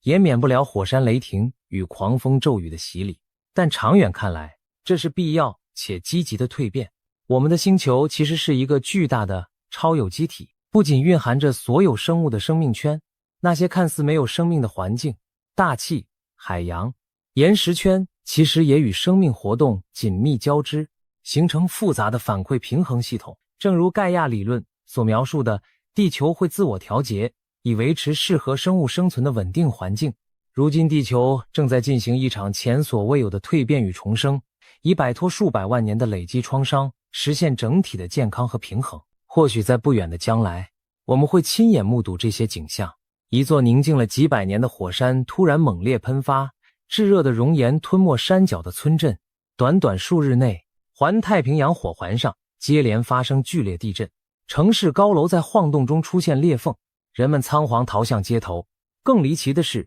往年酷热的沙漠地区却迎来倾盆大雨，形成壮观的瀑布和湖泊，而一向湿润的森林地带反而枯竭干涸，引发野火肆虐。气候的规律仿佛被打乱重组，酷暑与严寒在地球不同角落同时上演，连科学家都难以解释这些异象。极光出现在从未有过的低纬度天空，海洋中的动物大规模改变迁徙路线，甚至地磁场都出现异常波动，仿佛我们的星球正经历一场前所未有的大调整。这些灾难性的表象背后，或许正是地球母亲为了重生而进行的阵痛。帕姆把这看作是一场地球的蜕变与重生。我们与地球休戚与共，地球的重生和人类意识的提升是同步的。地球在疗愈自身，人类也在此过程中被唤醒。事实上，2026年将出现多波次的人类意识觉醒浪潮。帕姆指出，特别是2026年6月和7月，天王星能量会异常强烈，推动另一波大规模的灵性觉醒。尤其到了7月，将有大量隐秘的真相突然大白于天下，从政府多年隐藏的黑幕到各种历史谎言的揭穿，信息披露将如井喷般涌现。这与前面所说真相之年遥相呼应。人们将不得不直面现实，许多谎言与幻觉将被无情撕开。在一连串天启般的冲击下，越来越多人开始反思自身和社会的种种束缚，渴望寻求更高层次的心灵自由。除了意识上的飞跃，2026年还有一个令人瞠目的星象奇观，4月间白羊座将有多达8颗星体汇聚其中。如果算上半人马小行星凯龙星与遥远的矮行星，白羊座那时仿佛热闹的集市，同一星座中云集8颗之多，实属前所未见。白羊座象征着开端，燃烧的生命力与行动力。如此众星云集于白羊，无异于在天地间点燃了一支巨大的创世火炬。可以预见，2026年将涌现出前所未有的开创能量，推动人类以惊人的速度踏入新阶段。帕姆甚至预计，整个2026年将有6-7波源源不绝的进化能量灌注地球，像涟漪一样一圈圈冲击和提升着人类意识，其中每一波都带来新的改变浪潮。到7月时达到最高潮，我们或将感受到一种空前高频的震动，共振之中，旧世界的残垣断壁在崩解，新世界的轮廓在迅速成型。说到这里，你也许会问，新世界到底是什么模样？帕姆的预言中，一个引人入胜的亮点是对未来沟通方式和科技飞跃的描述。他提到一个惊人的观点，大众传播将在2026年前后迈上一个更高的台阶。心灵感应这种过去只存在于科幻和神话中的交流形式将日渐普及，甚至有望取代现今的语言文字。这让人不禁联想，人类的交流未来会不会走上一条无声胜有声的道路？为何会有如此大胆的推测？帕姆将目光投向星辰和科技交汇的前沿。他举例说，早在1981年，当时发生了海王星与冥王星的合相，那一年被许多人视为量子物理学跨入新纪元的起点。科学家们首次将物质与意识联系到一起，提出物质源于意识，意识决定物质状态的颠覆性观念。再之后，1993年，天王星与海王星相合，恰逢全球信息革命爆发，万维网在90年代初开始普及，人类第一次实现了全球范围内前所未有的互联互通。这2次星象伴随的科技飞跃，一次揭示微观世界的奥秘，一次打通宏观社会的脉络，都极大改变了我们的认知与生活。如今，当土星与海王星又一次准备交汇，帕姆预见新一轮的沟通革命正蓄势待发，那就是心灵感应的普及。事实上，放眼当下最前沿的科技，我们已隐约看到心灵感应变为现实的端倪。埃隆·马斯克旗下的 Neuralink 脑机接口公司正在做的事情，可谓将科幻照进现实。马斯克多次公开描绘过非语言交流的技术蓝图。他指出，目前人类的沟通方式效率极低，我们的大脑中充满海量念头，但通过嘴巴说出来时，不得不将复杂思想压缩成有限的词句传递给对方，中间大量信息都丢失了。而借助脑机接口，2个植入芯片的人可以直接交换概念，一方的大脑活动被编码后无限传输给另一方，对方无需通过语言翻译，就能即刻领会其中完整而丰富的含义。这种从意念到意念的直接传输，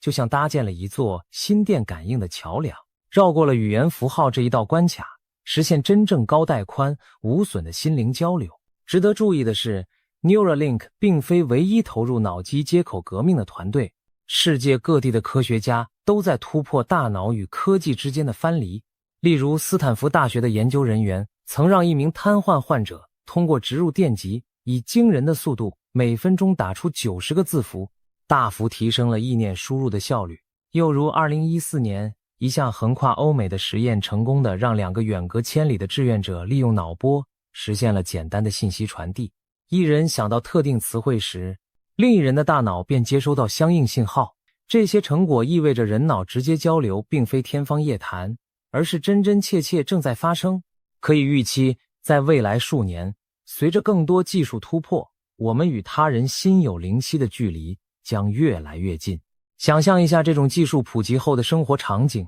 来自中国的工程师只需心念一动，便将脑中复杂的设计蓝图及时传送给远在美国矽谷的同事，2人甚至不必开口，就已经完成了一次高效的跨国头脑风暴会议。又比如，一位失语多年的中风病人植入脑机接口后，第一次无声地开口对家人说出心里话，亲人们激动得泪流满面。甚至当人类未来踏上火星或更遥远的星球时，宇航员之间也许可以通过脑波互联设备来交流，再也不受无线电延迟的限制。这些以往只存在于科幻作品的场面，或许很快就将成为现实的一部分。这样的图景令人兴奋，又让人不安。如果思想可以被直接读取和传送，那人类最后的私密领地，我们的头脑，该如何自保？当别人能够直接看见你的想法，谎言将无处遁形，隐私也将面临前所未有的挑战。这正是目前法律与伦理界争论的焦点：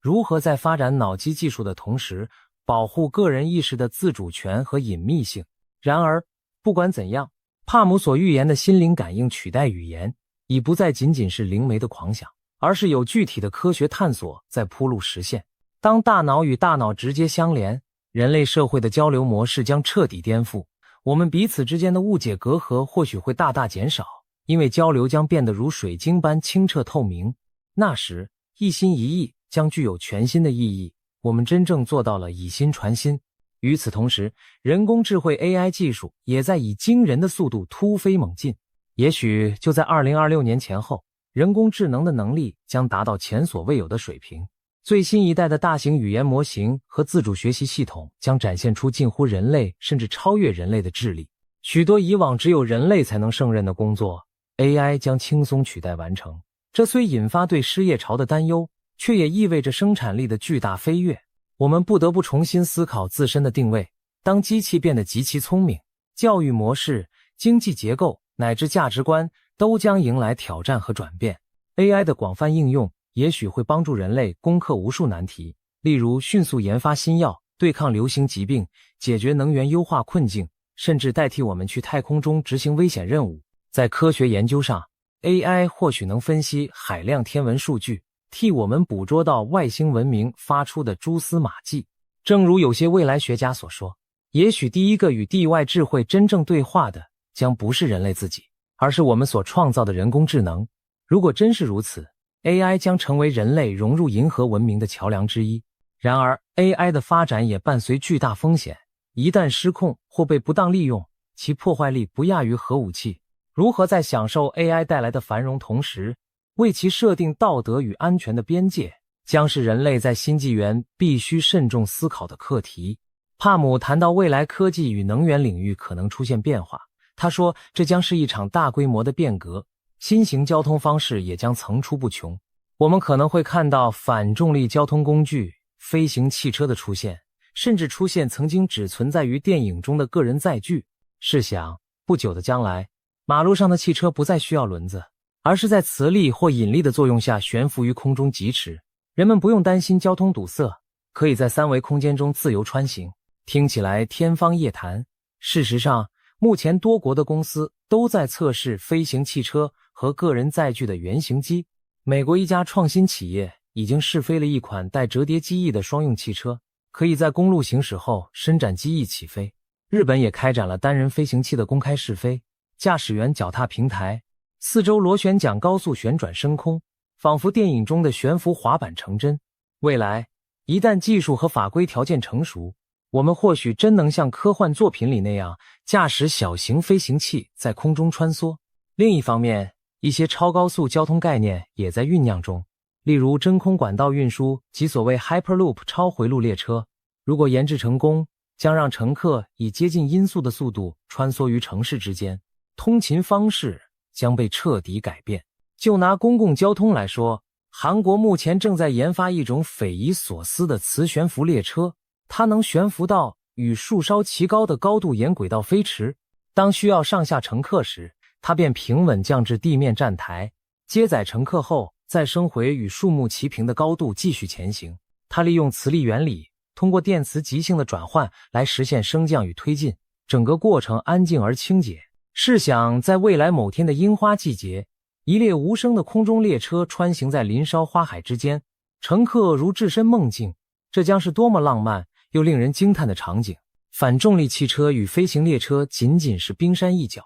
帕姆暗示，我们还可能见证能源技术的革新，或许核聚变领域将取得突破，让人类终于掌握恒星那样源源不绝的能量。值得一提的是，2022年底，美国劳伦斯利佛摩国家实验室成功实现了一次核聚变点火实验，输出能量短暂超过输入能量，这是人类首次在实验环境中从核聚变反应中获得净能量。虽然离商业化应用还有距离，但这标志着我们向恒星能源迈出了关键一步。随着全球大量资金和人才投入，核聚变发电的时代也许比想象中更快到来，或者发现新的清洁能源，例如从真空中提取零点能，或者利用地磁、太阳风等我们以往无从利用的能量源。此外，最近关于室温超导的研究也引发轰动。如果电力能在常温下无损传输，整个能源网络的效率将大幅提升，也更容易实现长距离输电和电能存储的飞跃。当能源取得革命性突破后，整个经济版图都将被重写，那些掌控旧能源的既得利益集团将失去优势。试想一个取之不尽又不污染环境的新能源时代来临，世界将发生何等巨变，从交通、工业到日常生活都将焕然一新。面对即将到来的技术爆炸和社会巨变，我们每个人的生活都将变得极具不确定性。帕姆感叹，以往我们的人生相对可预料，你大概知道今年底自己会在哪座城市，计划是上大学、找工作还是买房成家。但2026年之后，我们的生活可能出现巨大的飞跃和转折，未来变得难以预测，不确定性将大幅增加。我们很难像从前那样为5年、10年后做具体打算，因为世界随时在发生范式转换，1年之中可能就出现以往几十年才会发生的变化。这既令人生畏，又让人充满好奇，未来将把我们带向何方呢？帕姆提醒，正如社会结构将巨变，金融和经济体系也难以幸免。我们长期习以为常的自上而下控制的金融模式，可能在未来几年发生根本性的崩解。他观察到一些星象预示了金融动荡的时间节点。1月18日前后，月亮运行到摩羯座与太阳合相，或许是市场混乱的开端信号。剩下7月，金融领域可能再度出现重大风波，而到了9月、10月，财经状况恐怕也将剧烈震荡。在此过程中，传统银行体系和货币制度可能遭遇前所未见的信任危机与重创。我们回想2008年，冥王星刚进入摩羯座不久，全球就爆发了严重的金融危机，几大投行接连倒闭。如今冥王星即将离开摩羯座，这或许意味着旧的金融秩序将随之瓦解重组。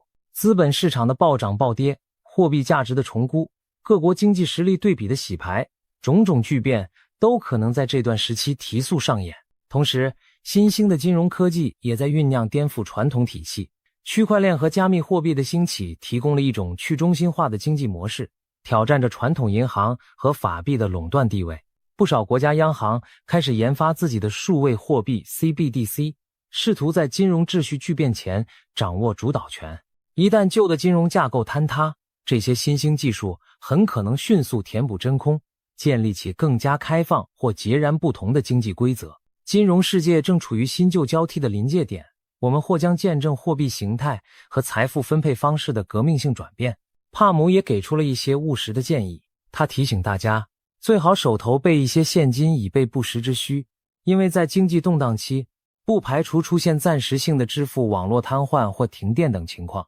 一旦电子交易无法使用，现金将重新成为买卖粮食物资的硬通货。从常识来说也是如此，无论科技如何发达，在紧要关头，人们总愿意用纸钞和硬币换取面包和水，因此储备一些现金在身边比较好。设想某天夜里，你正准备在线购买食品，却发现手机支付突然无法使用，整个城市陷入一片漆黑，大停电发生了，街上的自动提款机和收银机纷纷瘫痪，便利店老板只能点起蜡烛，举着只收现金的牌子招呼顾客。幸运的是，你事先备有一些现金，得以顺利买到面包和罐头填饱肚子，而那些口袋里只有银行卡或手机的人则望着货架干着急。再想象一种更严重的情况，全球金融交易系统因网络攻击而暂停，银行暂时关门止付，此时能救急的往往只有手中的现钞或实物黄金。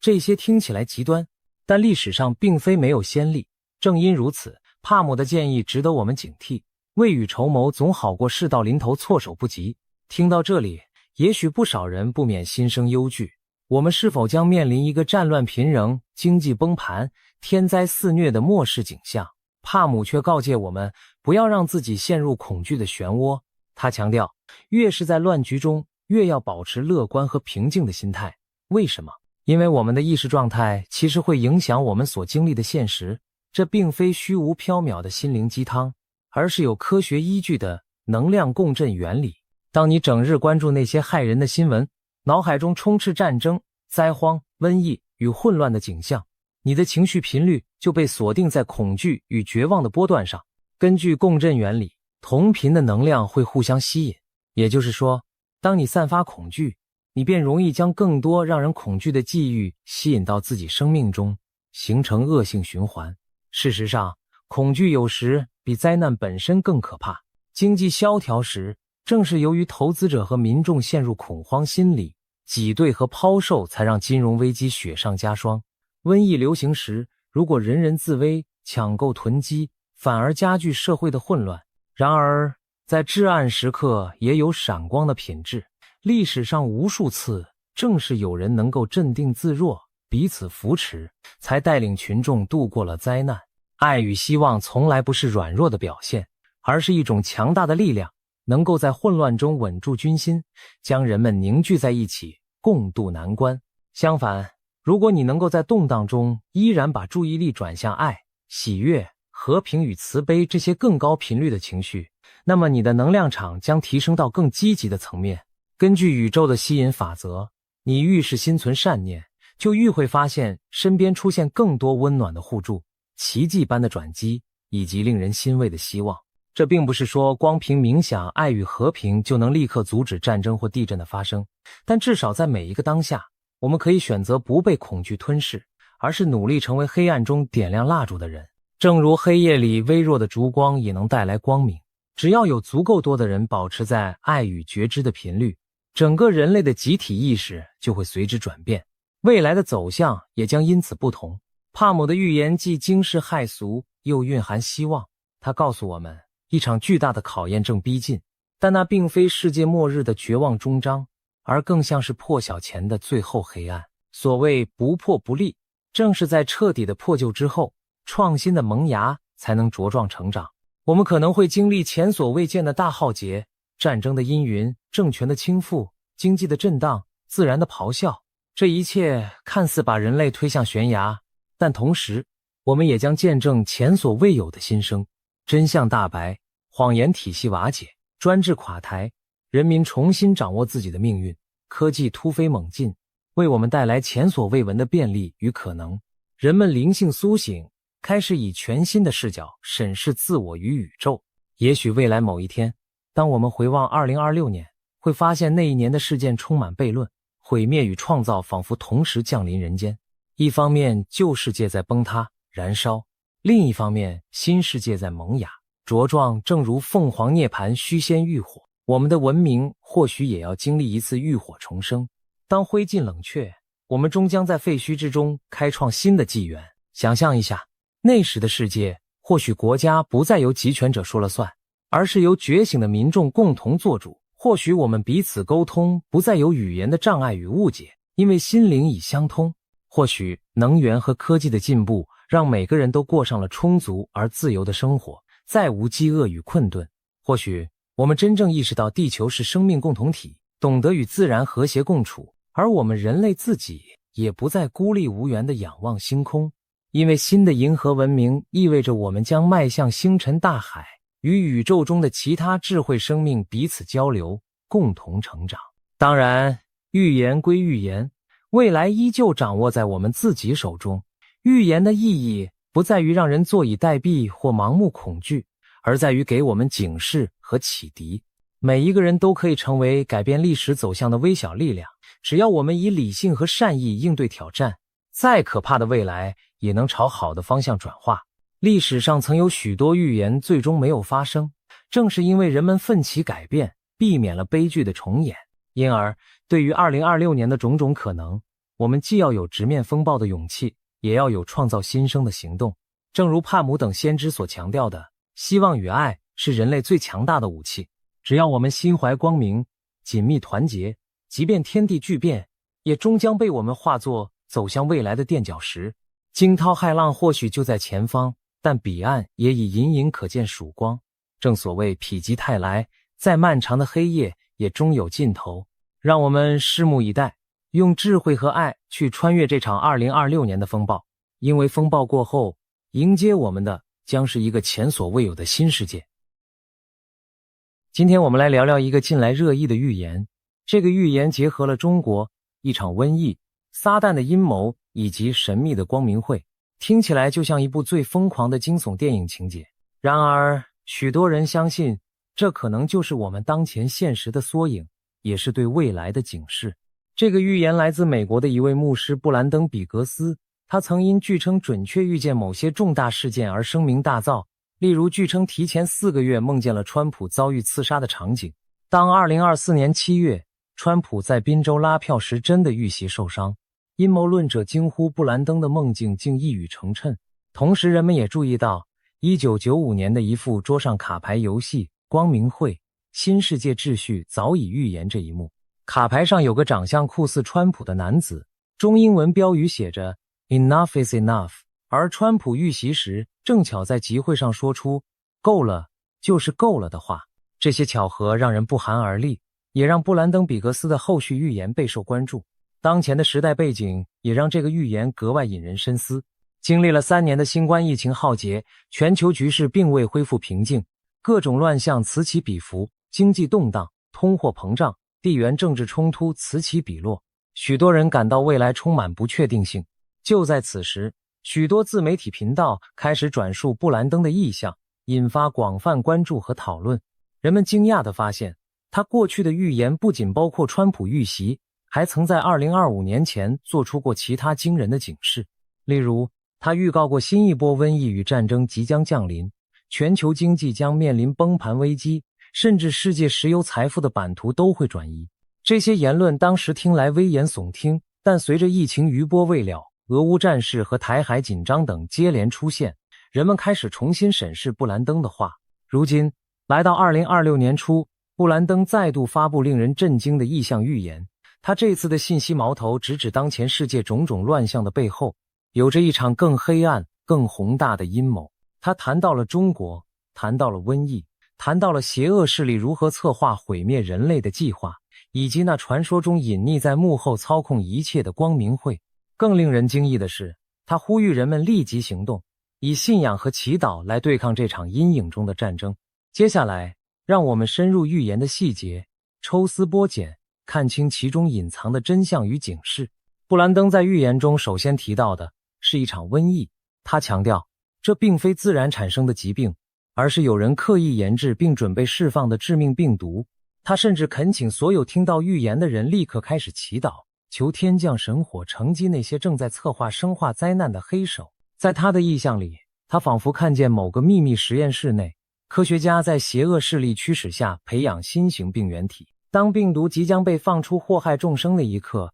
天火突然从天而降，将实验室付之一炬。这正是他希望透过集体祈祷而实现的神迹画面。听起来匪夷所思吗？事实上，最近几年的全球经历已经让我们见识到瘟疫的威力。2020年，新冠疫情席卷全球，短短数月内夺走了数百万人的生命，改变了所有国家的日常生活。虽然科学界主流观点认为新冠病毒可能源自自然，但也有许多声音怀疑它出自实验室事故，甚至有人质疑这是否一场有预谋的生物战。毕竟，武汉病毒研究所就在疫情爆发的中心城市，巧合得令人不安。而更令人惊悚的是，就在新冠疫情爆发前的2019年底，国际上几个权势组织还举办过一场名为 Event 201的大流行病模拟演习，情境居然与随后发生的现实疫情极为相似。这一切是单纯的巧合，还是早有剧本？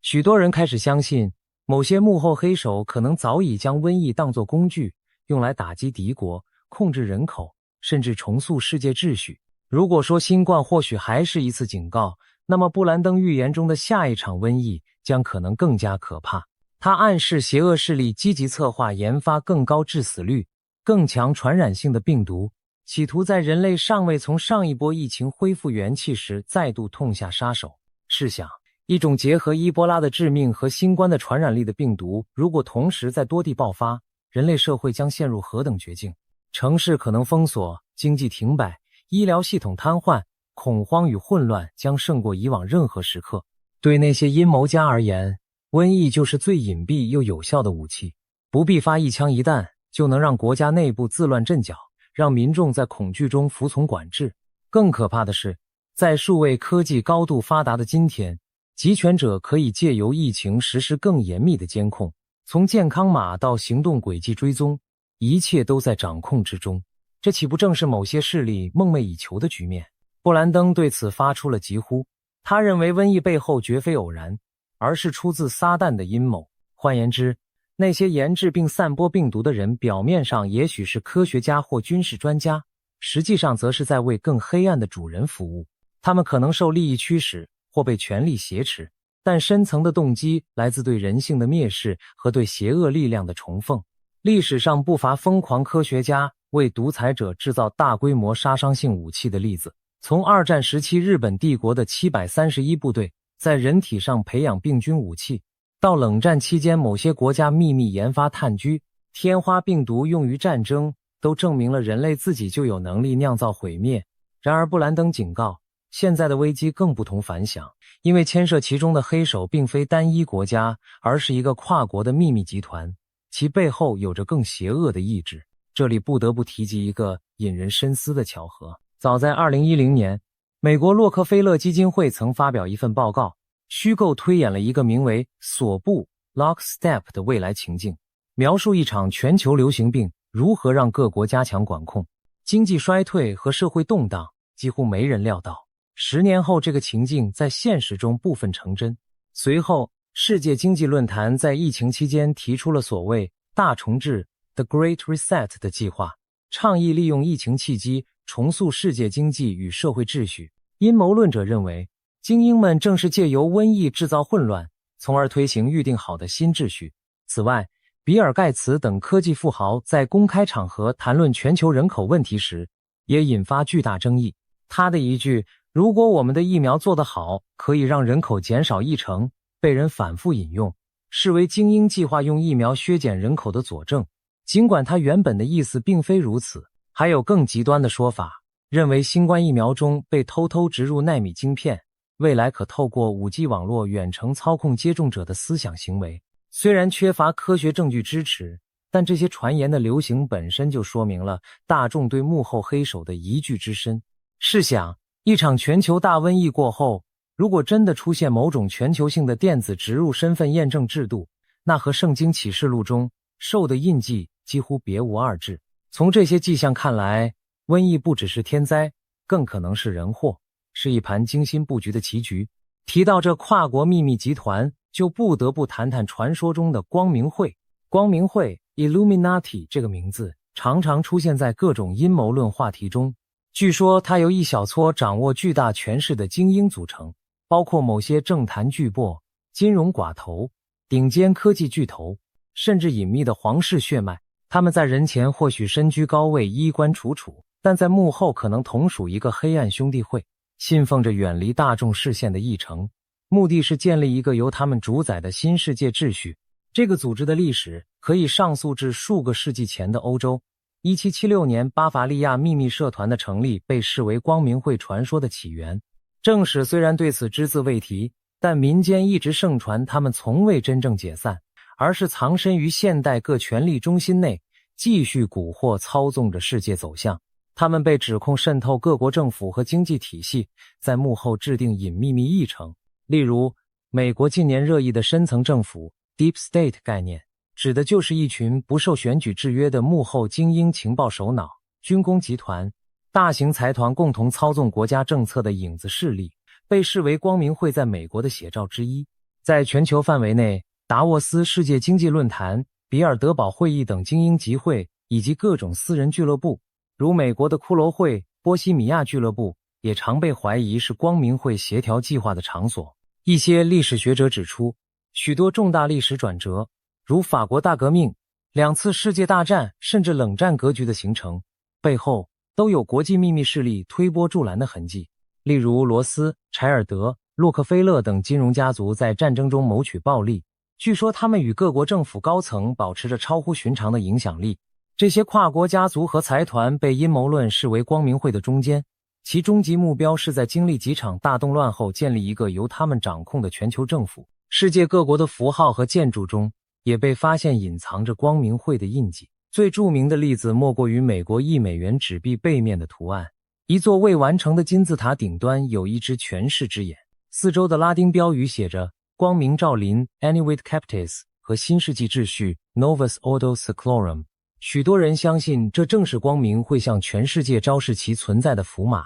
此外，在流行文化领域，不少国际巨星的音乐录影带和演唱会造型中频繁出现遮一只眼、三角形眼睛等图像，甚至会做出象征邪教的666手势。在电影和广告里也常见这些隐秘符号。阴谋论者解读，这是光明会控制娱乐产业，向大众潜移默化灌输信息的一种手段，同时也是他们自鸣得意的炫耀。即便将真相摆在眼前，多数沉睡的人也察觉不了。布兰登的预言明确提及撒旦的阴谋，并将之与这些幕后精英挂钩。所谓撒旦的阴谋，可以理解为人类历史上所有离经叛道、颠覆道德的计划之总和。在宗教视角里，撒旦一直试图挑战神的秩序，引诱人类堕落，而现实中的贪婪权贵正是不自觉地充当了他的马前卒。这些阴影中的策划者为了权力和私欲，不惜践踏人伦，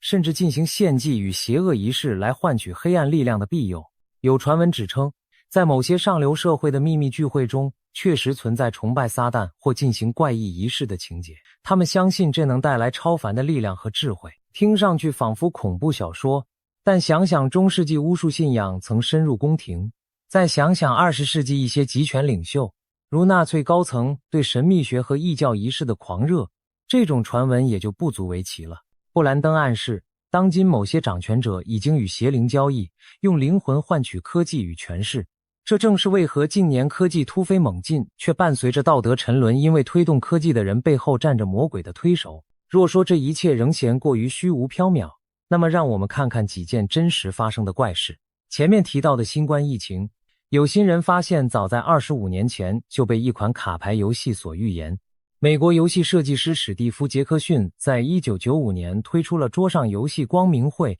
新世界秩序》，其中多张卡牌场景与随后20多年间的真实事件惊人相似。例如，一张名为 Epidemic 疫情的卡牌画面上，人们戴着口罩与手套，旁边有消毒液、疫苗、成堆的尸袋，还印着 Quarantine 隔离等字样。这幅图景与2020年全球各国因新冠病毒实施封城隔离的场景如出一辙，连细节都吻合得令人毛骨悚然。再如另一张 Enough is enough 适可而止卡牌，卡面上一名金发男子怒吼着什么，背后隐约有枪口闪烁。许多人事后认出这男子与川普极为相像，似乎暗示他会遭遇枪击。而巧的是，川普遇袭当日，他在讲台上正好说出够了，适可而止。此外，卡牌中还包括恐怖袭击、核爆、人口控制、控制天气等等，每一张都对应着后来真实世界的一系列巨变。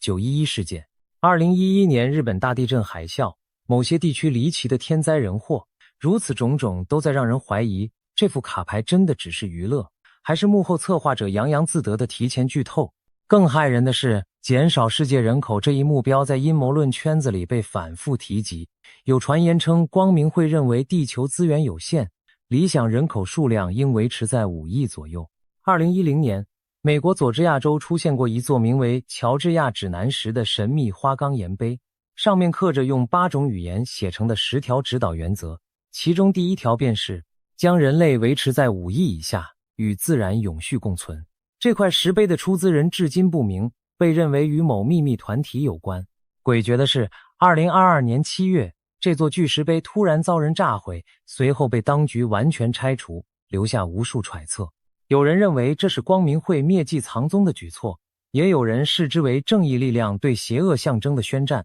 无论真相如何，5亿人口论所代表的冷酷算计，正印证了阴谋者为达目的不择手段的心态。如果真有那么一天，他们成功建立起一个世界性集权政府，那会是怎样的光景？宗教预言中，这常被称为兽之国度，其首领就是启示录预言的敌基督 Antichrist。阴谋论者相信，光明会一直在为迎接这位终极独裁者铺路。当民族国家一一陷入混乱并倒下时，他们将拥立出一个表面上是救世主，实则集权的新全球领袖。届时，每个人或许都被要求在身上植入晶片或烙印、受印，才能购物生存。这与启示录的预言惊人的一致。到了那一步，人类将彻底沦为黑暗势力的奴仆，自由意志荡然无存。无论如何，光明会卡牌和诸多迹象所折射出的，正是阴谋论者对光明会的想象。世界走向动荡并非偶然，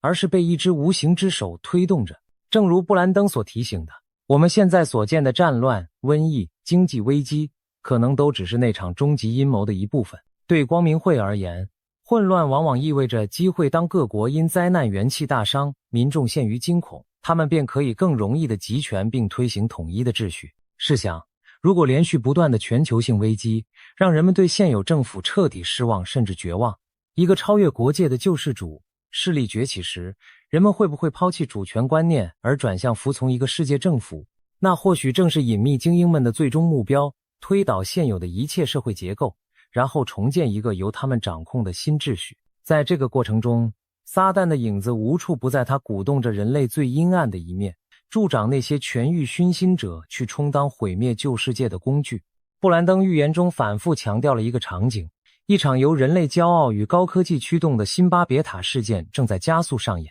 而中国正处于这座通天巨塔的中心。在圣经记载中，远古的人类曾企图建造巴别塔直达天堂，结果触怒神明，导致语言被混乱，人类被迫四散。如今，在布兰登的意象里，中共政权所领导的中国仿佛扮演着当年巴别帝国的角色，以无神论和集权为驱动，用科技和野心堆砌起一座试图触碰天际的高塔。具体而言，这新巴别塔指的是什么呢？让我们看看当今中国正在追求的种种极端计划。首先是天气操控。中国政府近年来大力投入气象改造工程，甚至公开宣布要在2025年前实现对半个国土面积大小的区域进行人工降雨。从奥运开幕式前用火箭弹驱散云雨，到在干旱地区大规模实施人工增雨，中国已经成为全球在天气战争领域野心最大的国家之一。有阴谋论者怀疑，一些极端气候事件乃至邻国遭遇的离奇灾难，可能就包含着人为干预的痕迹。如果真是如此，那试图扮演风雨之神的行为，不正是对自然法则的挑战吗？试想，一个政权若能呼风唤雨，他对人民的掌控将更趋无所不能。但同时，一旦天气武器被滥用或失控，大自然的反扑也将不堪设想。再看基因改造与超级人种。2018年，一则震惊世界的消息从中国传出，一位科学家声称成功利用基因编辑技术，让2名婴儿在胚胎时期就免除了艾滋病易感基因。这对双胞胎成为人类首批基因编辑宝宝。虽然国际舆论谴责此举违反伦理，但也凸显了中国在前沿生物技术上的大胆尝试。除了这起事件，西方情报界也多次警告，中国可能正尝试将基因改造用于军事目的，例如培育所谓超级战士。想象一下，透过基因筛选和改造，造就一批耐力更强、反应更快，甚至智力超群的士兵，这对任何政权都充满诱惑。尽管没有直接证据证明已有此类超人种诞生，但中共对生物科研的投入和对道德规范的漠视，令外界担忧未来某天会出现现实版的优生计划。这不禁让人联想到布兰登提到的那股基因傲慢，人类企图自行决定自身进化的方向，宛如在扮演创世主的角色。如果说远古巴别塔是用砖石堆砌而成，那现代的巴别塔则是由基因片段和晶片电路构筑。我们是否正看着一场新的禁忌试验正在上演？还有人工智能 AI 的集权应用。中国的监控技术和 AI 发展举世瞩目，从密布城市每个角落的摄像头、人脸识别系统，到大数据驱动的社会信用体系，中共打造出一套前所未有的数位集权模型。更令人背脊发凉的是，他们甚至提出让 AI 来辅助，甚至部分取代人类进行决策。试想未来某天，一个高级人工智能成为智慧领袖，它掌握所有人民的资料，能计算并预判每个人的行为，从而优化社会运转。这表面上听起来效率极高，但实质是将人类自由意志完全交托给冰冷的算法。如果说撒旦的影子藏在细节里，那 AI 集权就是它的另一副面孔，以理性和秩序之名，掏空人性的灵魂。布兰登所警告的 AI 领导，可以理解为人类把上帝的位置让给了人工智慧，这是一种亵渎与危机的结合。除此之外，中国还在地下铸造方舟，许多迹象表明，中共高层一直在秘密建设大量地下设施，从深山核掩体、地下长城，到领导人专用的地下避难所，被形容为给权贵准备的末日方舟。表面上看，这些工事是为了防范战争和灾难，但其规模之大，深度之深，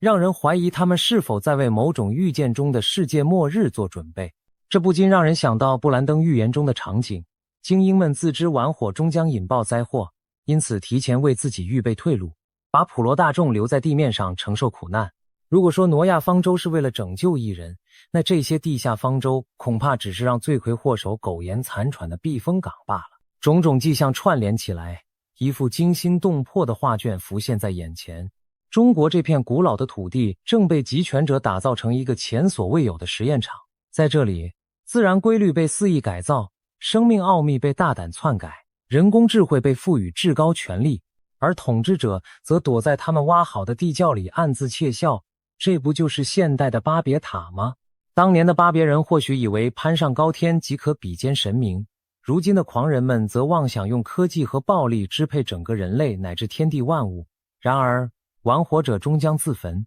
正如布兰登点出的那样，他们在玩火。现在这座塔已经高耸入云，奢望建立人类历史上最强大的帝国，但它的根基是否稳固？大自然与神明真的会坐视不理吗？历史告诉我们，每当统治者自诩为神并践踏人道，往往就是他们覆亡的前夜。中共政权的所作所为早已引来许多人的担忧，不少观察家也早就预言它难以长久。除了政治、经济上的种种危机，中国古老的预言也多次指向这个红色朝代的终结。譬如明朝刘伯温的推背图和清朝袁天罡的烧饼歌，据说都隐含对近现代中国巨变的暗示。有趣的是，中国民间还流传着赤马红羊节的说法，指每逢60年一循环的丙午年与丁未年，俗称红马、红羊年。中国往往会经历动荡巨变，最近的一次丙午年是1966年，那年文化大革命爆发，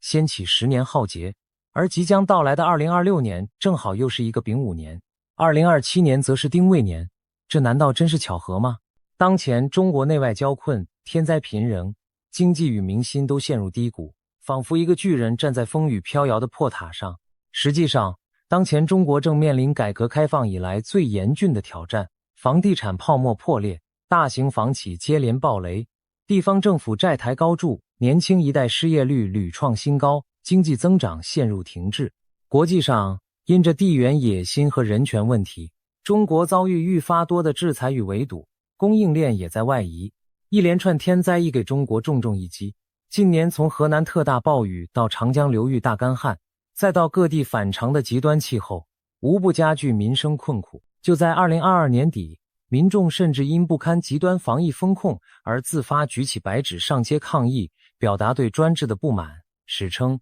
白纸运动。这一切迹象都表明，中共统治下的中国大厦正出现裂痕，或许用不着超自然干预，这座中国巴别塔也会在自身腐朽与人民的反抗下坍塌瓦解。布兰登的预言给出了画面，他看见那铁幕倒下了，曾经封闭严密的集权体制如同被撕裂的帐篷，里头肮脏丑陋的一切暴露在光天化日之下。而当铁幕崩塌之时，一道曙光将照射进去，这片苦难深重的土地才有重生的机会。也许在不久的将来，我们真能看到这历史性的一幕，中国人民挣脱了无形的锁链，迎来信仰自由的新时代。当然，黑暗势力不会轻易善罢甘休，一个政权倒下，阴谋家们或许会转移他处继续兴风作浪，但至少巴别塔倒塌的震撼将唤醒更多沉睡中的心灵。在中国以外的地方，光已经在闪耀。据传，布兰登还谈到，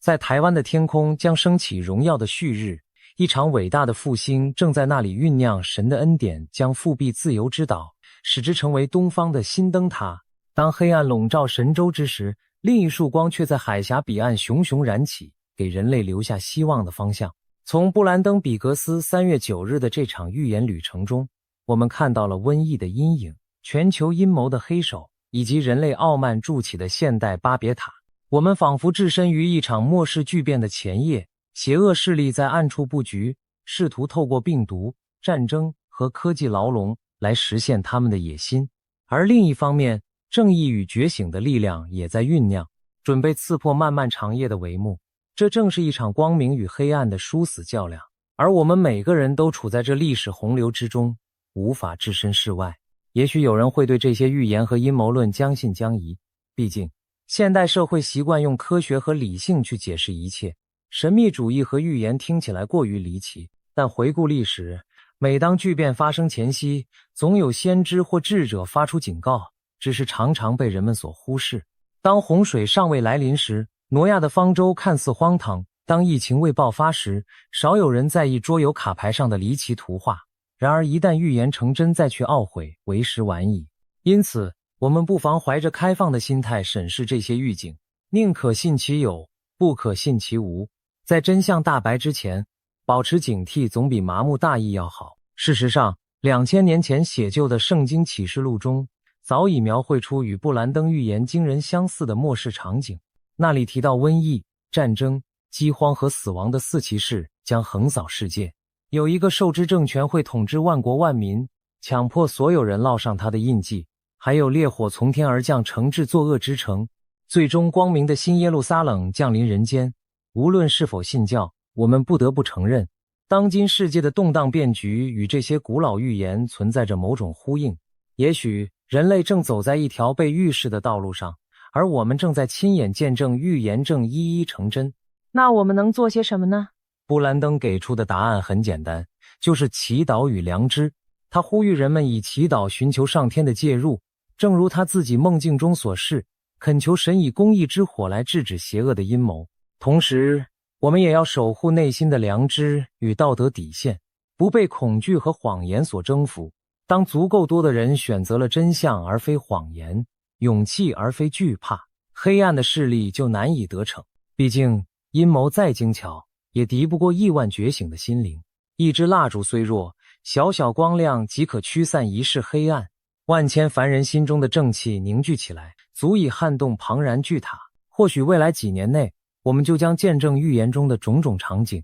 也许真有新的瘟疫突然降临，也许某个不可一世的政权轰然倒塌，也许那所谓的新世界秩序阴谋浮出水面。到那时，我们回想起今日所听，便会明白这一切并非毫无征兆。当危难降临时，希望大家记得布兰登预言中的这句话：不要害怕，也不要绝望。黑暗看似强大，但光明终将胜利。这光明也许来自神的垂怜，也许来自人们内心善念的火花。无论如何，它将是引领我们度过劫难的灯塔。最后，无论您相信预言与否，这个故事本身已经发人深省。我们所处的时代充满了不确定性，但危机中往往蕴藏转机。正如古老的中国谚语所说，亡羊补牢，犹未晚也。现在醒悟并采取行动，仍然为时不晚。让我们提高警觉，关注世界的变局，同时也守住自己内心的善与信念。也许正是每一个平凡人的善良选择，